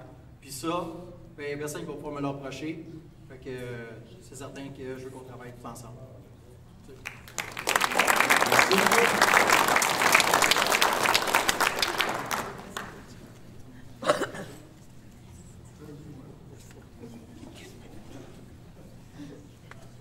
Alors, la prochaine question, le numéro 186372.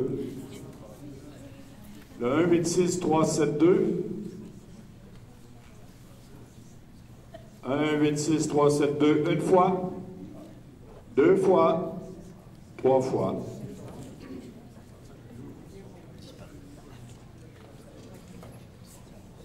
Voilà, 186381. 381, monsieur, on arrive avec le micro. Ben, bonsoir. Hey, c'est cool, il y a full monde. Merci à la Chambre de commerce, c'est génial de vous avoir pour la première fois. Là. Moi, je capote, je trouve ça vraiment génial. J'ai plein de questions, ça pétille dans ma tête. Juste une. Oui, je suis du bout de l'île. Okay? Je ne sais pas combien il y en a ici du bout de l'île. Au bout de l'île, on va avoir la plage.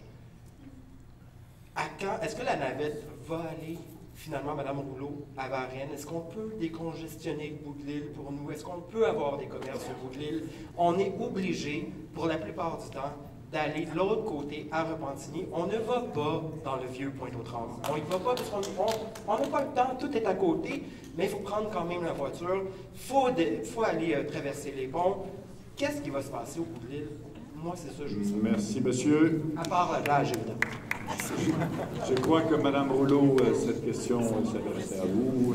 Les autres vont pouvoir répliquer. Merci, Mme Rouleau. C'est le constat que j'ai pu faire la première fois que j'ai fait du porte-à-porte au bout de l'île, où je sonne à une porte et le monsieur me dit « Un instant, il faut que j'aille faire une course et je reviens. » Il prend sa voiture, il s'en va, puis il revient quelques minutes plus tard.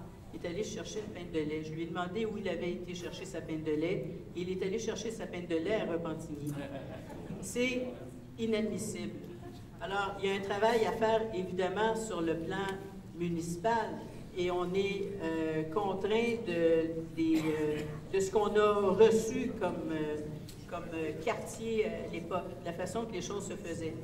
Au niveau provincial, ce qu'il y a à faire, c'est évidemment au niveau de la mobilité, c'est de imaginer le tramway de l'Est qui va se rendre jusqu'à la pointe de l'île. Imaginez ce tramway de l'Est qui se rend jusqu'à la pointe de l'île. Un tramway moderne, électrique, qui va desservir toute cette population. Et il est reconnu qu'un transport collectif de cette nature incite à du commerce. Madame Rouleau. Alors, c'est certain que... Désolé. Il faut laisser la parole. Court. Oui, je sais que c'est trop court. C'est les sujets qui sont trop bons, Madame Rouleau. On va laisser la chance à un autre candidat de pouvoir s'exprimer. Qui veut y aller? Madame Pereira, je vous cède la parole. Alors, merci pour la question. C'est vrai que la pointe de l'île, c'est très spécifique. C'est très loin du vieux Pointe-aux-Trembles. Moi, pour la pointe de l'île, j'ai vu les gens qui pêchaient là-bas. J'ai envie de mettre des pontons pour la pêche, et avec un petit kiosque pour la pêche, avec du fil de pêche, avec des cannes à pêche, avec des permis de pêche, des hameçons. Ça fait partie de mon projet d'aménagement des berges pour vous. Aussi, la revitalisation de Pointe-aux-Trembles, ça passe par les petits commerces qui vont se rendre jusqu'à vous avec justement des ententes gagnantes-gagnantes, avec des produits locaux. On est fiers ici de notre culture, de nos beaux produits. Et le Québec, là, vous faites du meilleur fromage que les Français quand même. Alors, quelqu'un d'autre veut prendre la parole? Monsieur Hossan, allez-y, Monsieur Hossan. Oui, ça revient un peu à la question des commerces de proximité. Et ça, il y a moyen de favoriser ça. Comme je le disais tantôt, un guichet unique pour tous les entrepreneurs qui veulent se lancer en affaires, qui ne sont pas toujours très bien informés de quels programmes peuvent les aider à lancer un projet, et informer la population aussi de l'existence de certains commerces de proximité. Dans le porte-à-porte que j'ai fait, il y a des gens qui ne savaient pas qu'il y avait un petit magasin avec des céréales, des fruits, des légumes frais chaque jour dans la pointe de l'île. Élie, vous connaissez ce commerce-là?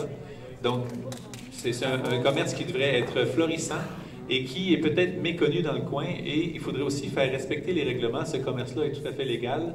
Quand des gens vendent l'équivalent de l'autre bord de la rue dans un kiosque qui ne l'est peut-être pas, il faudrait peut-être régler ces problèmes-là aussi.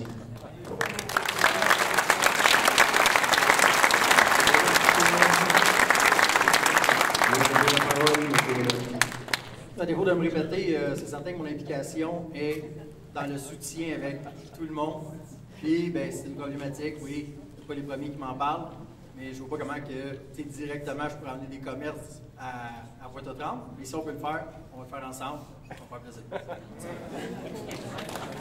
Merci. Alors, il nous reste 4 questions. On en a 4 de fait. Jusqu'ici, ça va bien. On suit pas mal les règles. La bataille n'est pas prise. Tout est correct. Il faut continuer comme ça. Alors, merci, Hélène. Le numéro 186392. 186392. Madame en arrière. Bougez pas, madame, on va aller vous rejoindre. Pas d'inquiétude. Vous avez 1 minute pour poser vos 10 000 questions. Bon, ben, bonjour tout le monde. Moi, en fait, je me présente. Mon nom est Fanny Martin. Je suis présidente du regroupement des résidents de l'île Sainte-Thérèse. Puis là, dans le fond, on est comme vos voisins d'en face. On entend beaucoup parler de la décontamination des sols du fleuve. Moi, ma question, c'est à savoir s'il y a un candidat qui a quelque chose à proposer par rapport au refoulement des égouts pour que la ville arrête de polluer le fleuve. Parce que c'est nous les Abons, il y a 2 semaines, je n'osais même pas toucher à l'eau, comment que ça pue être entre l'île aux Vaches et l'île Levert. C'est ça, je voulais savoir s'il y a un candidat qui avait quelque chose à proposer. La question est lancée. Madame Rouleau, oui, allez-y. Alors, on parle probablement de l'émissaire de la station d'épuration de Montréal qui déverse vers le sud de l'île de Sainte-Thérèse. Et vous savez sans doute qu'il y a une usine d'ozonation pour désinfecter les eaux usées traitées de la ville de Montréal. Une usine qui est financée par le gouvernement en partie et qui doit voir le jour prochainement. Là, c'est la nouvelle administration de Montréal qui a le dossier. Mais cette usine d'ozonation pour la désinfection des eaux usées va permettre de rétablir les activités de contact de l'eau, avec l'eau dans ce secteur-là. Donc, vous devriez être rassurés. D'ici les prochaines années, c'est aussitôt que l'usine pourra être en fonction. Ça devrait être à partir de 2019. Merci, Mme Rouleau. Est-ce qu'on a un autre candidat qui a... Monsieur Rossan? Oui, il existe certains programmes québécois pour aider les municipalités à assainir leurs eaux et l'environnement en général. Et évidemment, il faut que ça se fasse en collaboration avec les municipalités dans ce genre de dossier-là. Et ça me fera plaisir de collaborer avec les municipalités environnantes et celles de Pointe-aux-Trembles et de Montréal-Est, évidemment.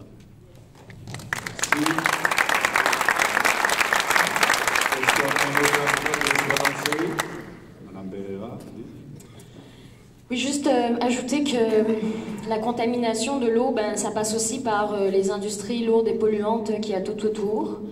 Donc, c'est sortir du pétrole, c'est aussi aider la qualité du fleuve, qui, soit dit en passant, va quand même beaucoup mieux qu'avant. Dans les années 30 à 40, on se baignait ici, dans l'eau du fleuve.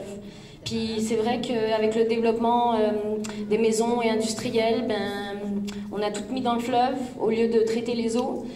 Avec la station d'épuration des eaux, l'eau qui est rejetée dans le fleuve est quand même toujours traitée. Bon, il y a quand même énormément de travail à faire encore de canalisation, mais ça va de mieux en mieux. Le fleuve est aussi contaminé au niveau du sol. Donc là, il faudra faire une étude. Puis probablement que la meilleure solution, ce sera de recouvrir le sol du fleuve. Merci beaucoup. Monsieur Ouellet, quelque chose à rajouter? Ça va, parfait. On y va pour l'autre question.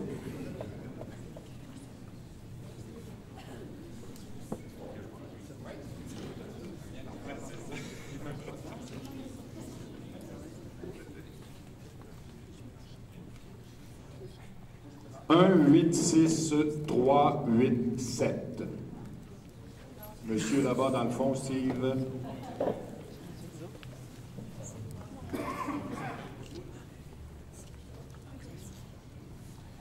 Bonjour, j'aimerais me présenter. Je suis candidat Plateforme pour votre circonscription. Vous savez que vos plateformes font très d'allure en général.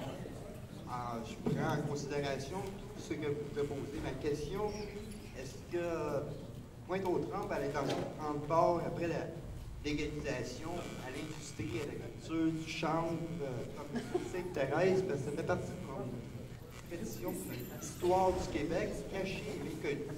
Depuis les Négro, Lord Dorchester, Guy Costa, connaissait ça là, entre autres. C'est la culture du chanvre au Québec, hein. C'est ça que je bien honte. Ça serait l'économie en soi. Les services sociaux, notre plateforme, c'est comme le Colorado. Madame, Québec solidaire, il y en a du Portugal qui ont décriminalisé tous les drogues depuis 2002. Merci, monsieur. On va essayer de répondre à votre question. Il n'y a pas de problème. Merci, merci, merci. Est-ce que vous avez bien compris la question? Pouvez-vous répéter la question?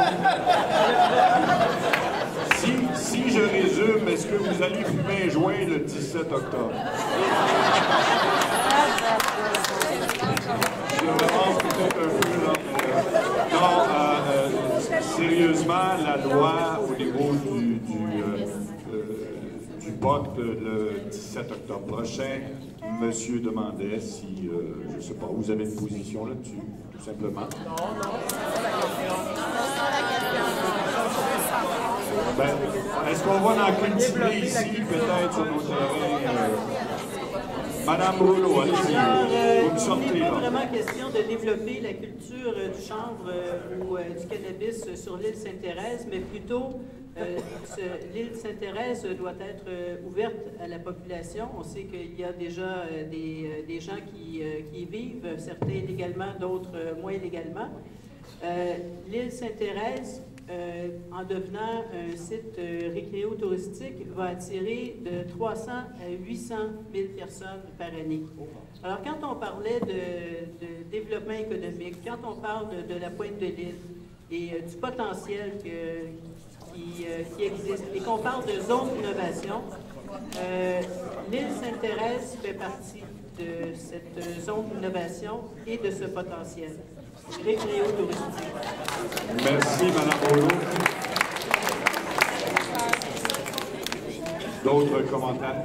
Non, ça va. On y va pour l'autre question, s'il vous plaît. OK, je vais y aller tout de suite. On va y aller rapidement. Le 186-354, s'il vous plaît. 186-354, s'il vous plaît. Madame là? Oui, on arrive. Bonjour, donc je sais que vous vous présentez pour Pointe-aux-Trembles, on a parlé beaucoup de Pointe-aux-Trembles. Par contre, c'est pas justement municipal, c'est des élections provinciales. Moi, je suis enseignante, je travaille ici à Pointe-aux-Trembles pour la commission scolaire de la Pointe-de-l'Île, qui est sur votre territoire si vous gagnez les élections. Donc, j'aimerais savoir quand même un petit peu là, au niveau de l'éducation, c'est quoi votre vision, qu'est-ce que vous allez faire pour nous? Merci.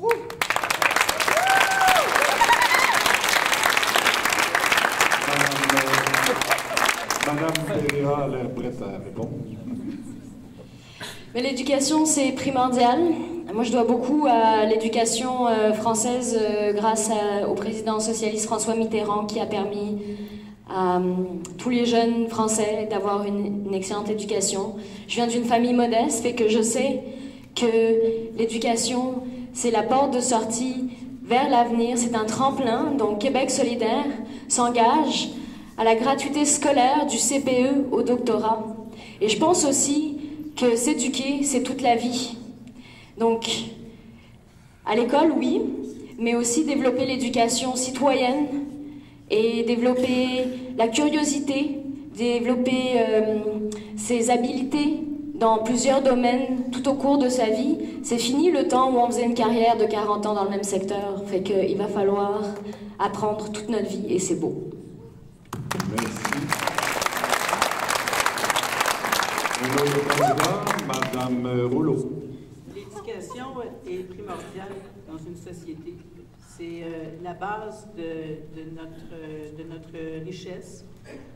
Si on est éduqué, on est en meilleure santé. On a un meilleur environnement. On a un meilleur travail. On est une société plus riche, plus forte, plus fière.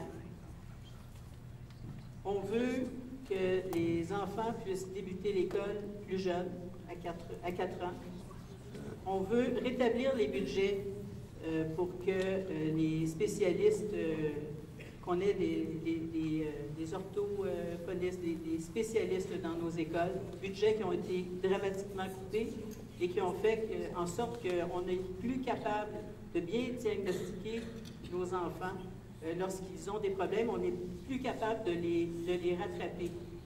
Alors, on veut corriger cette situation-là et amener les jeunes à poursuivre leurs études plus longtemps pour sortir de l'école avec un réel diplôme.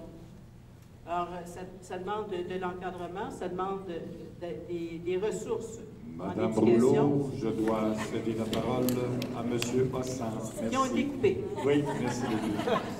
Merci. Bien, très concrètement, en fait, pour l'éducation, on veut réinvestir massivement pour rénover les écoles qui en ont besoin. On veut la gratuité scolaire de la petite enfance jusqu'à l'université. On veut aussi instaurer un bouclier budgétaire pour le ministère de l'Éducation qui fait en sorte que plus aucun gouvernement à l'avenir aura le droit de couper en éducation.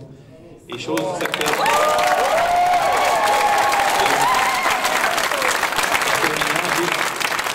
Juste un petit peu de comptabilité très simple et de mathématiques. Ceux qui vous disent qu'ils veulent couper les taxes scolaires d'1,3 milliard, mais investir massivement en éducation, il faudrait peut-être qu'ils retournent à l'école eux-mêmes.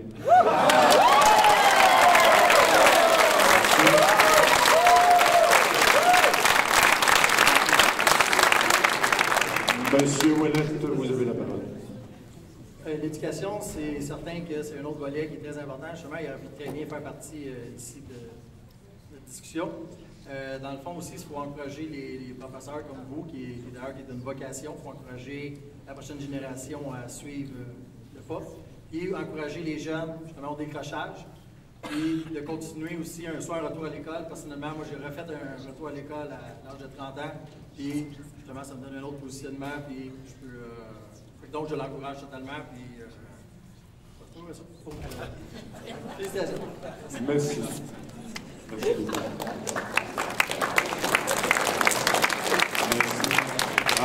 Pour la dernière question, on avait un numéro qu'on a tiré tantôt, puis là, le monsieur vient de sortir, là, fait que on peut lui donner la parole. Vous avez 1 minute pour poser votre question. Oui, la question est au sujet de comment on fait pour conserver les entreprises technologiques ici. Bombardier a perdu la C-Series, et il y a Rona, il y a bon, le fait qu'on ait demandé au REM d'être construit en Inde. Il n'y a pas de cohérence au niveau macroéconomique. Alors, comment on peut empêcher la succession des gouvernements de défaire ce qui a été fait auparavant, notamment ce que M. Charest a fait au niveau de la Caisse de dépôt, de permettre à la Caisse de dépôt de faire uniquement des profits? Merci, monsieur. Monsieur Hossan, vous êtes prêt à répondre? Allez-y. Au Parti québécois, on veut revoir la loi ou la mission de la Caisse de dépôt pour remettre en équilibre les deux missions de la Caisse. Il y en a un qui c'est le rendement sur les portefeuilles où on est tous épargnants avec la Régie des rentes et autres. Et l'autre, c'est le développement économique du Québec. Et on veut entre autres revoir cette mission-là pour que le développement économique prenne toute sa place. Parce que la crise de 2008, c'est qu'on avait oublié cette partie-là puis on se concentrait que sur le rendement. Et pour le contenu local, dans les grands projets comme le REM, on imposerait un minimum de 25 % de contenu local, comme on peut le faire dans tous les accords internationaux sur le commerce. Quand on nous dit qu'on n'a pas le choix à cause de l'ALENA et autres traités avec l'Europe, c'est pas vrai. On peut exiger jusqu'à 25 % de contenu local et ça n'a pas été fait malheureusement dans le cas du REM. Merci.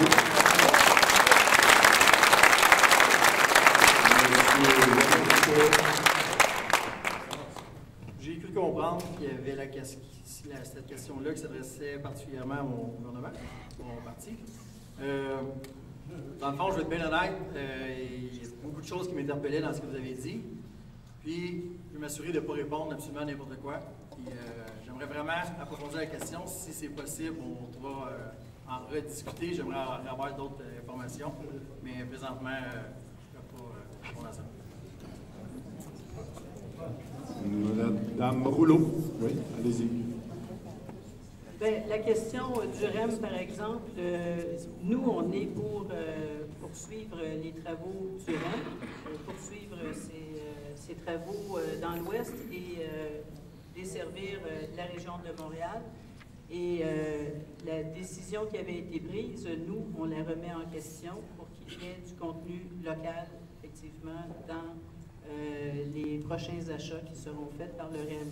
Et c'est une orientation que le gouvernement donne à des entreprises ou à des consortiums lorsque il y a de grands projets.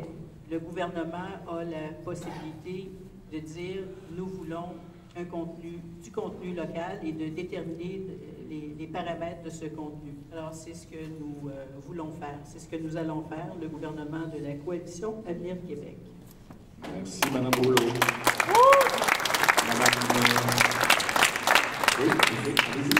Oui.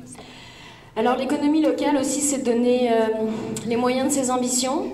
On a parlé, j'ai évoqué la mesure de Québec solidaire pour le 15 $ de l'heure minimum.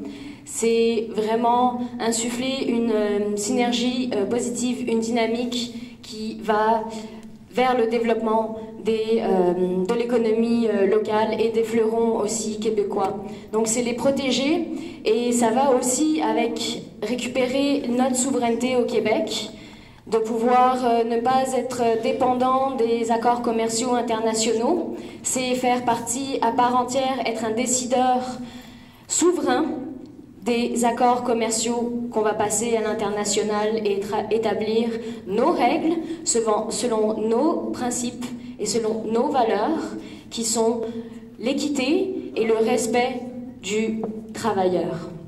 Merci beaucoup.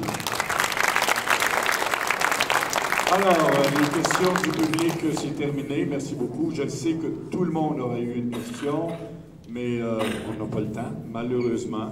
Ça s'est quand même passé très vite, là. On aurait pu passer le reste de la semaine ici, là, à débattre, à répondre. C'était très intéressant.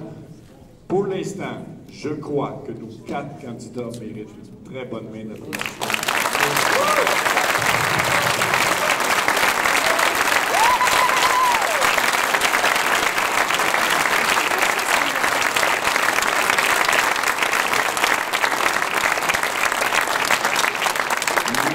Tout le monde. Et je vous disais qu'on terminait avec 3 minutes par candidat. Et encore une fois, la firme patente, là, qui tire les affaires, là. Sauf que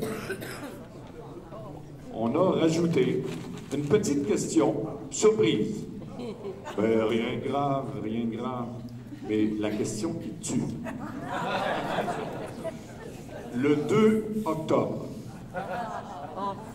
Si vous êtes élu dans votre 3 minutes que vous avez, là, vous pouvez nous répondre ça, quelles seront vos premières choses que vous allez faire? Quels seront vos premiers buts? Quels seront vos premiers... Vous avez compris ma question. La question qui tue, et on commence avec Éric Ouellette.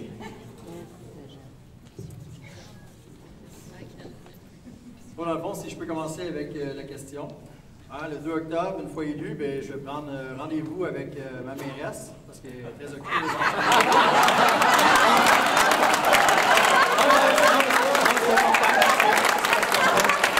On a plusieurs jours à la parler, et comme j'ai dit, mon implication est vraiment avec nous tous et de travailler en collaboration. Donc, ça va être dans mes... Oui.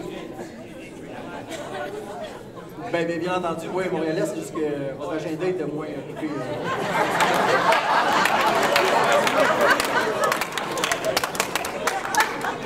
Dans le fond, une campagne électorale, c'est un peu comme une course. Je le reconnais, vous n'êtes pas le cheval favori présentement.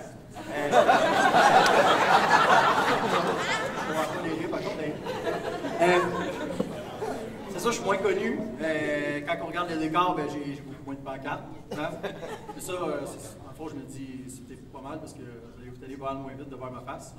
Mais par contre, ma face, de l'avoir sur le terrain, j'ai un engagement qui est fort. Je vous le dis, je vais aller vous rencontrer, je vais vous consulter, je vais vous parler. Puis ça, rien ne va échanger. Comme j'ai dit, je crois assez justement pour avoir pris un congé sans salaire pour justement pour faire campagne. Je dis une fois élu, on va travailler main dans la main justement avec tous les intervenants. qui vont faire progresser Pointe-aux-Trembles et Montréal-Est. Puis, dans le fond, ce que je veux dire, c'est que je pense que justement cette collaboration-là, ça nous rend plus forts. C'est ce qui est la base de comment que je veux procéder. Je suis à l'écoute pour représenter tous les citoyens, les défendre, les enjeux qui touchent autant les personnes, les entreprises, les commerces et surtout les organismes communautaires. Le meilleur moyen de nous assurer que nos priorités soient entendues, que les choses bougent, c'est de choisir un candidat qui sera présent à la table des décisions. C'est ça, dans le fond, ça c'est du vrai changement, puis dans le fond, c'est avec vous que je veux le faire, bien entendu. Merci.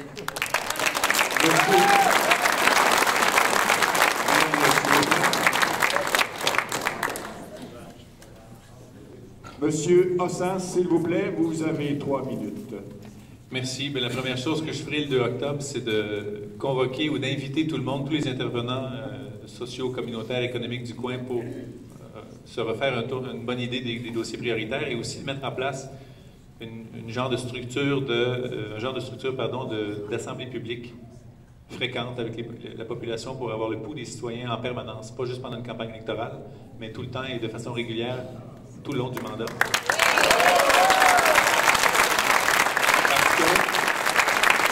Parce que je pense que le travail de député doit se faire tout le temps en concertation et en mobilisation. Il ne faut jamais partir tout seul avec le ballon dans un projet sans avoir consulté toutes les parties prenantes et les citoyens sont au cœur de ce système-là, bien évidemment. Il y a aussi, ici dans Pointe-aux-Trembles, il y a un sens de solidarité et de cohésion extrêmement fort. Avec mon ancien boulot, comme je vous disais, au chantier de l'économie sociale, j'ai fait le tour du Québec et des communautés, des collectivités qui sont aussi solidaires et qui se tiennent autant qu'ici. Il n'y en a pas beaucoup. Ça, c'est une grande force. Il y a une grande fierté aussi dans Pointe-aux-Trembles. Vous êtes les premiers à avoir élu un député souverainiste du Parti québécois en 1970. C'est historique.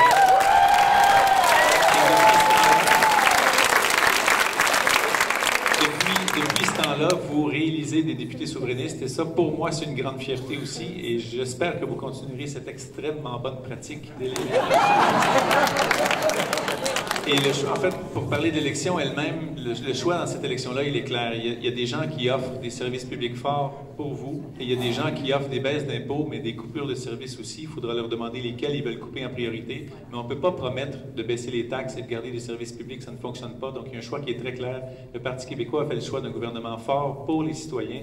Donc, on ne promet pas de baisse de taxes, mais on vous promet que des services publics que vous voulez vont continuer à exister. Et ça, c'est fondamental, je pense, au Québec, qui a toujours été attaché à ces services publics et ça nous distingue en Amérique du Nord, d'ailleurs. Il y a aussi que Pointe-aux-Trembles, pour moi, en fait, c'est un symbole, comme je vous le disais. Il y en a qui disent que la cause souverainiste est morte. Elle est loin d'être morte. Dans mon porte-à-porte, si vous voyez le nombre de gens qui me disaient « J'ai toujours voté québécois, je vais voter québécois », on dirait que Pointe-aux-Trembles a compris qu'être maître chez nous, il n'y a rien de mieux que ça. De décider ce qui se passe chez soi.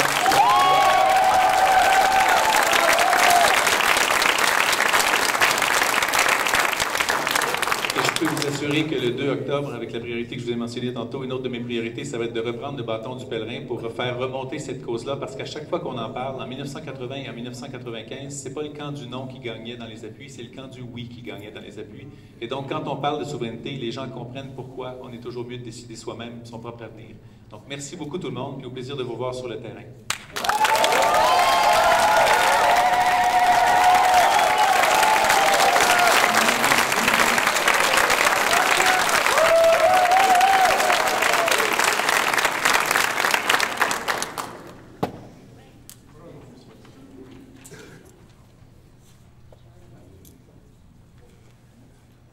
Madame Chantal Rouleau, s'il vous plaît. Vous avez 3 minutes. Le comté de Pointe-aux-Trembles a été oublié pendant des décennies. Il n'y a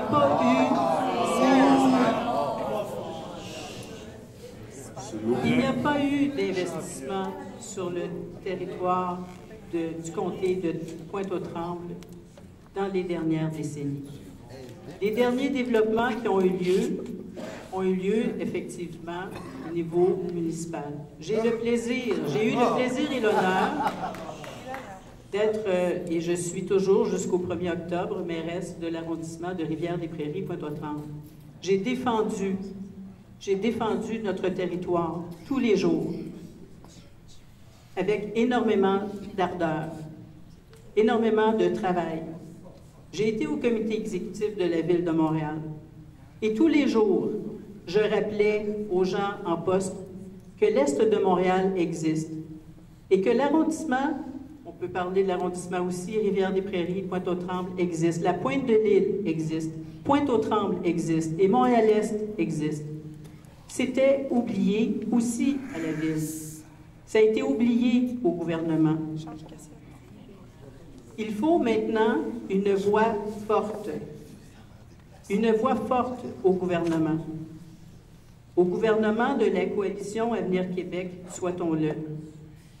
Une voix forte qui va défendre les intérêts des gens de l'Est de Montréal. Qui va comprendre les intérêts des gens de l'Est de Montréal. On nous a pris pour acquis, peu importe les gouvernements en place.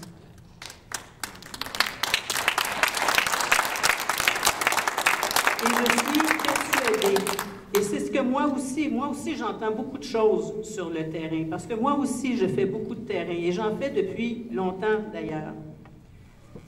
Et ce que j'entends, c'est on veut du changement. On veut ce changement-là, on veut un changement de gouvernement, et on veut regarder notre Québec autrement. On veut un Québec fier, un Québec fort. Et on a droit à du développement économique. On a droit à de la richesse. On peut être fier de la richesse. Et c'est cela que nous proposons. Et c'est ce que je vous propose, d'être votre voix au gouvernement pour défendre nos intérêts et s'assurer qu'on ne manquera de rien ici, qu'on aura du transport collectif, ce qu'on n'a pas encore, qu'il y aura la décontamination des sols pour du développement économique, que nous aurons cette zone d'innovation si importante qui va mettre en lumière réellement tout le potentiel et la grandeur de l'Est de Montréal et de Pointe-aux-Trembles et Montréal-Est. Déjà, il y a certaines assises, il y a du mouvement. Je dois céder la parole à Madame.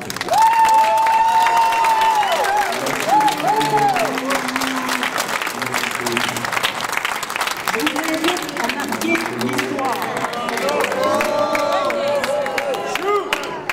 S'il vous plaît, on cède la parole à Mme Pereira. Merci beaucoup.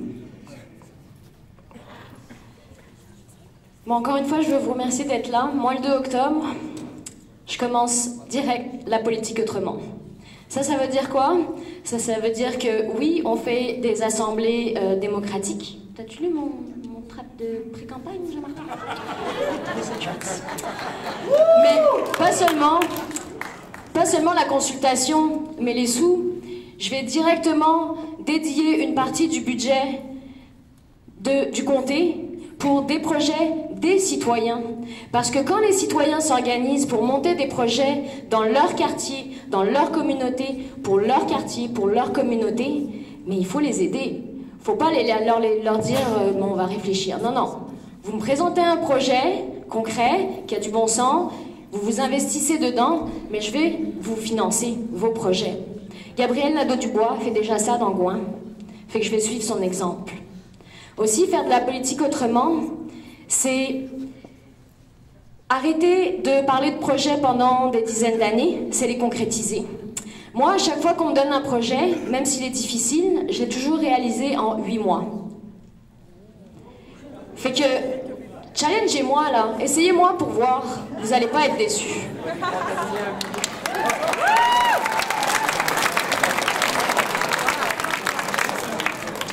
Aussi, je viens d'apprendre que c'était le premier comté péquiste dans les années 70. Non, il y en avait 6. Ok, mais un des premiers. On va me donner ça, d'accord, un des premiers. Le premier, ok, fine. Dans les années 70, qu'est-ce qu'on disait aux jeunes péquistes? C'est des gauchistes, c'est des pelleteux de nuages. Ils n'ont rien compris. Qu'est-ce qui est arrivé? Un après l'autre, ils ont pris le pouvoir, ils ont fait avancer le Québec. Fait que Québec solidaire, qu'est-ce que vous en pensez? On est des pelleteux de nuages? Oui. Ah ouais? On a de l'ambition aussi, on a du courage politique, puis c'est